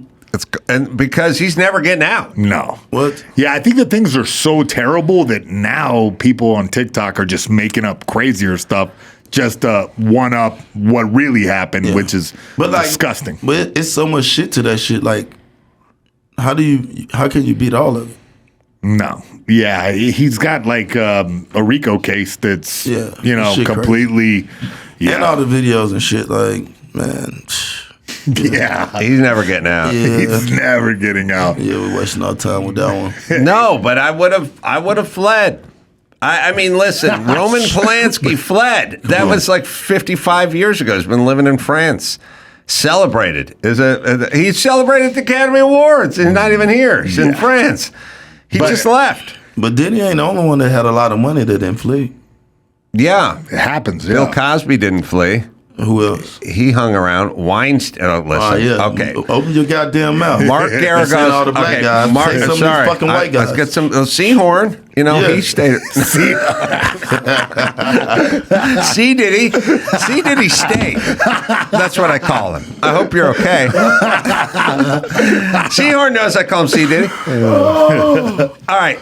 Now, Weinstein, okay, C Diddy, I told Mark Garagos, attorney and friend. Why did you not tell Weinstein? I said to Mark Garagos, who sat right where I said, you tell that guy to flee. I would flee if I was Weinstein. He goes, I didn't know, he shouldn't flee. I go, he's got a jet, he's got cash, he's going to go in jail for the rest of his natural life. Hold on, let me ask you this. Do you really Go ahead. What's up? Don't stifle yourself. Yeah, come on. This is a safe space. Is he dead? Is who what? Is who dead? Is who dead? Weinstein? P. Diddy? Oh, Epstein? Oh, you mean did he kill himself?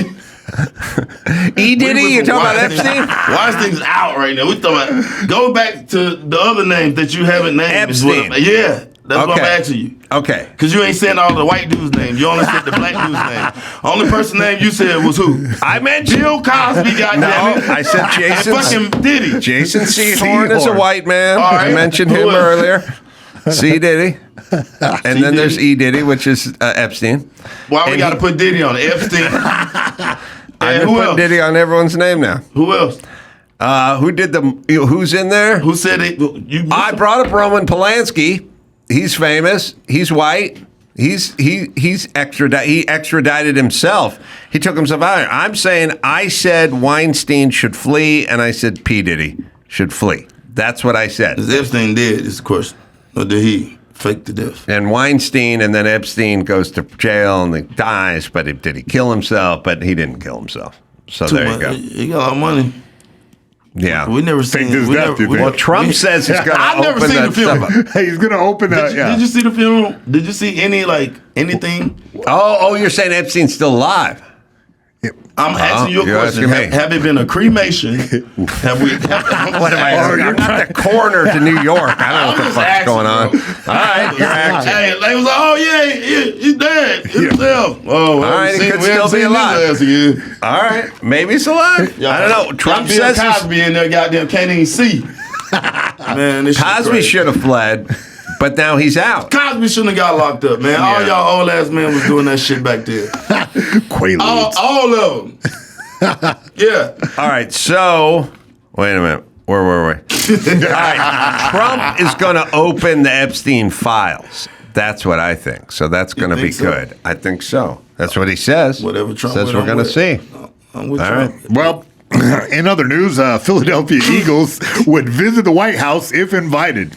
It's a different time in America, and the idea that Philadelphia Eagles would skip another trip to the White House to celebrate their Super Bowl victory with Donald Trump isn't a reality that we're in anymore. Oh, it was the case in 2018, not in 2025. My sources from the Pacman Jones show says I talk to fucking people, and all you people who out here fucking DMing me, all these 100 DMs and all these badass messages that y'all putting up under my fucking YouTube, which thank you. But listen, motherfuckers, I know what the fuck I'm talking about because I got sources, and I'm not calling Jim Blow that is washing the clothes. You're talking to players. I didn't say that. Coaches. I didn't say that. Sources. I said sources. Sources. And when I talk to sources, and hey, y'all going to the White House? Mm-hmm. Nah, we ain't talked about that. Oh, really? Yeah, that's what sources says. Now, all this shit about, oh yeah, maybe Trump. I think that was a catch. I don't know. I don't know what was. As I of right don't know now, what's going on with the White House has Eagles not. Yeah. And Trump. They haven't. The White House. Something fucking going on. Well, because they turned him down in 2018, but and now they haven't even extended an invite. So that's what's going That's on. Trump right putting now. that Trump hat on. Right. You know what I'm saying? Like y'all big dog me last time, I'm a big dog y'all this time. I get it. That's I would. fair. I'm saying that's fair to me. I'm just saying that's fair to me. Yeah. Yeah. You no show me, shame on you. Exactly. First time. It Hey, seems give like it twice. Shame on me. It seems like he's big leaguing him now. Yeah. In other news, a narco wig smuggler's $10,000 plan falls flat, and he's busted at the Colombian airport. In a bizarre drug smuggling attempt, authorities in Colombia have arrested a man in the Bogota airport for allegedly trying to transport cocaine hidden under a wig. We've got some video for you right here. He's a ball guy. He did a good job, though. He's Like an addict. What are we talking about, Adam? He's a crackhead. Oh, he's what literally, are we doing? literally He's literally a crackhead. Literally a crackhead. Well, the founding fathers wore powdered wigs, so the founding fathers could have had cocaine in their wigs. They called them powdered wigs. P-wigs, Pacman. Oh, we cannot make this up. Literally crackhead. That's so funny. Yeah. The latest arrests highlights the increasingly creative and desperate tactics used by drug traffickers to move narcotics across Where the the hell did borders. y'all find this video at? Yeah, this just happened. Yeah, so it's a wild one. Yeah, look at that. Bro, what are you doing, bro? He's trying to make that's a pound of cocaine. Like he crying. What the fuck you doing? I'm pretty sure he is crying because he's gonna do some time for that. Oh my God, he got a whole fucking toupee on. I wonder. Wow. There's a pound of coke in his wig. Wow. I wonder. And they rubbing his head. What are you rubbing your head for, buddy? Hold on. I had a thought. Davis, who owns the Raiders, the son. Davis, who's God, I can't think of his son's first name. Find a picture of Al Davis's. Mark. Was it Mark Davis? Yeah. Mark Davis. I think that guy's smuggling some drugs in his hair, too. If you see a picture of Mark Davis, you go, oh, yeah, he's smuggling coke. Oh, no. And That the would be, hair let's is- see this, bro. That was a perfect, hold on. It was pretty good, yeah. Don't tell me he's not smuggling something in that haircut of his. That's not a normal Can we haircut. side by side, though? Next time you see Mark Davis, check his hair for drugs, people, because there's no way that's natural. Oh, my God. That's the greatest haircut ever. Yeah. Hey, I love you, Mark Davis. This is my boy. I like him, too. I like he owns an NFL franchise and he drives a minivan. That's a good dude. Sound like Mr. Brown. Yeah, like Brown. Right. And he's got a pound and a half of cocaine in his head. That's right. So that was good. I mean, if you work at the DEA at the Colombian airport, this is just a Tuesday for you, right? Yeah. It's got to be like all day drugs just coming through, right? If you can see that right there, you can imagine. Like, God damn, I'm just trying to think. Like, I would be the worst. People walking there with fake dicks. Walking through there. Oh, yeah. If you were 20 pounds of dope in here. You know why I'd make a horrible drug agent at the Colombian airport? Because I'd see it in the x-ray and I'd just walk up to the guy and go, just leave. I don't want to do the whole. You should just leave. I don't want to cut your fake hair off or check what's up your ass or whatever. There's stuff. Just go. Just get. He was acting nervous. Like once in a while, when somebody catches. Back when people used to shoplift, sometimes the guy would just come up and go, "Look, I saw what you did. Just put the cigarettes back, and you can, leave." And then you deny them, and then they arrest you. But I'm saying, I would just tell. Right. I'd make a horrible guard because I wouldn't want to deal with them, and I'd feel bad for them. By the way, someone just paid them. They're mules. Yeah. They're not drug cartel guys. Someone gave them $175 to put the wig on. Crackhead. That's right. Right. He's got a problem. I just certain jobs are not for us. Like we talked about that. 3 days at Crystal's, can't do it. Doing that shit right there, would never do it. Taking 911 calls, don't want to do it. You wouldn't smuggle coaching, drugs. Not doing it. No. I would have, when I was broke, if someone would offer me $10,000 to go across the Tijuana border with a coffee can or something, I would have done it. Yeah, the coffee can. You going to cut your hair off and put a half a block of cocaine in the top of your head? I don't want to be one-upper, but I shaved my head to go as Mr. T for Halloween in 1983, and there's a picture of me. So yes, I would have shaved my head for some cocaine because I did it for free. I want you find me as Mr. T. I want as Mr. T for free. I shaved my head. Mayhem knows. Now you're going to find out too. It's not cultural appropriation or blackface. This is I'm a fan. I was a fan. Thank God for football, man. Mr. T. God, thank you for football. Yeah, you would have had to do this.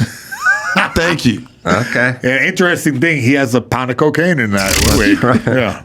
I grow a beard, too. At least an ounce at the top of it. In some local news, beloved Sherman Oaks treehouse to be torn down. Beloved icon in Sherman Oaks, California is facing demolition as the famed Boney Island treehouse, which has captivated both locals and fans of pop culture for years, is set to be torn down. I think we have a news clip of this. If not, we can find it. But I saw this treehouse in person. I don't know why we're showing a picture at night that you can't read at all of the treehouse. Yeah. I wouldn't have chose that particular picture, the one that doesn't show the treehouse. But you can find a news story of it, and that's what I would have had prepared. I live in Malibu. Malibu burnt down. I've been displaced. I cannot go back to Malibu. I have a home in Malibu, but there's no power. There's no nothing. There's nothing in Your Malibu. home made it through the fire, though? Made it through the fire. Okay. But I can't go back. So I'm now walking around, driving around, looking to rent houses somewhere around here. And I went to a home in Sherman Oaks last week, and when I was driving back, I saw this treehouse. And I said to myself, man, that's a really killer treehouse. We'll play you the story.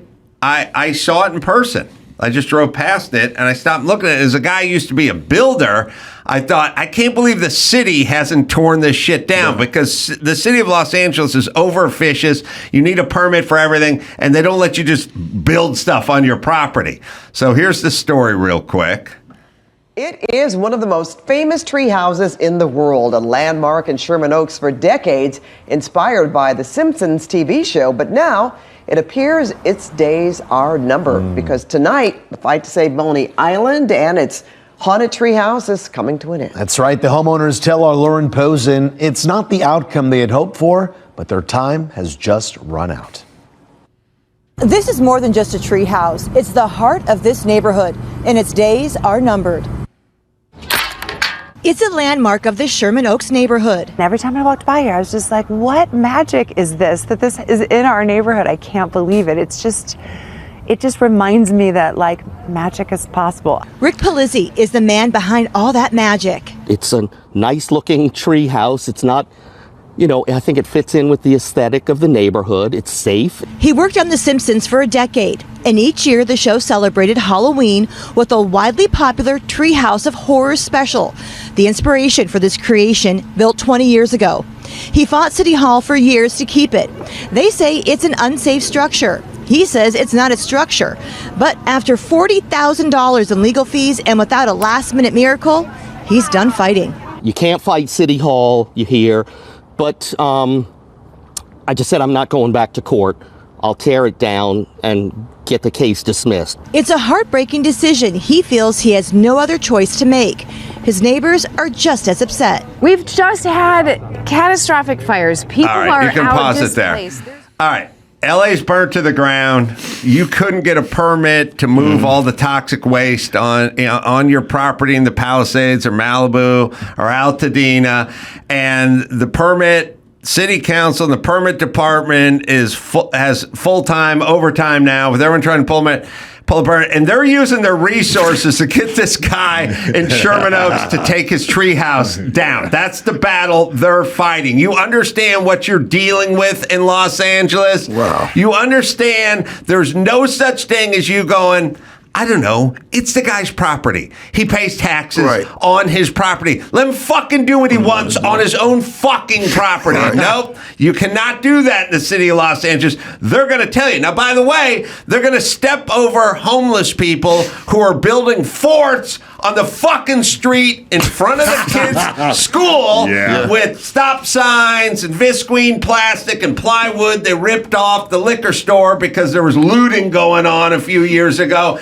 They can build all the shit they want on the side. They can go down to the LA River. They can build a fucking houseboat. They can pull power off the power lines. They can pull water off the fire hydrants. They can do whatever.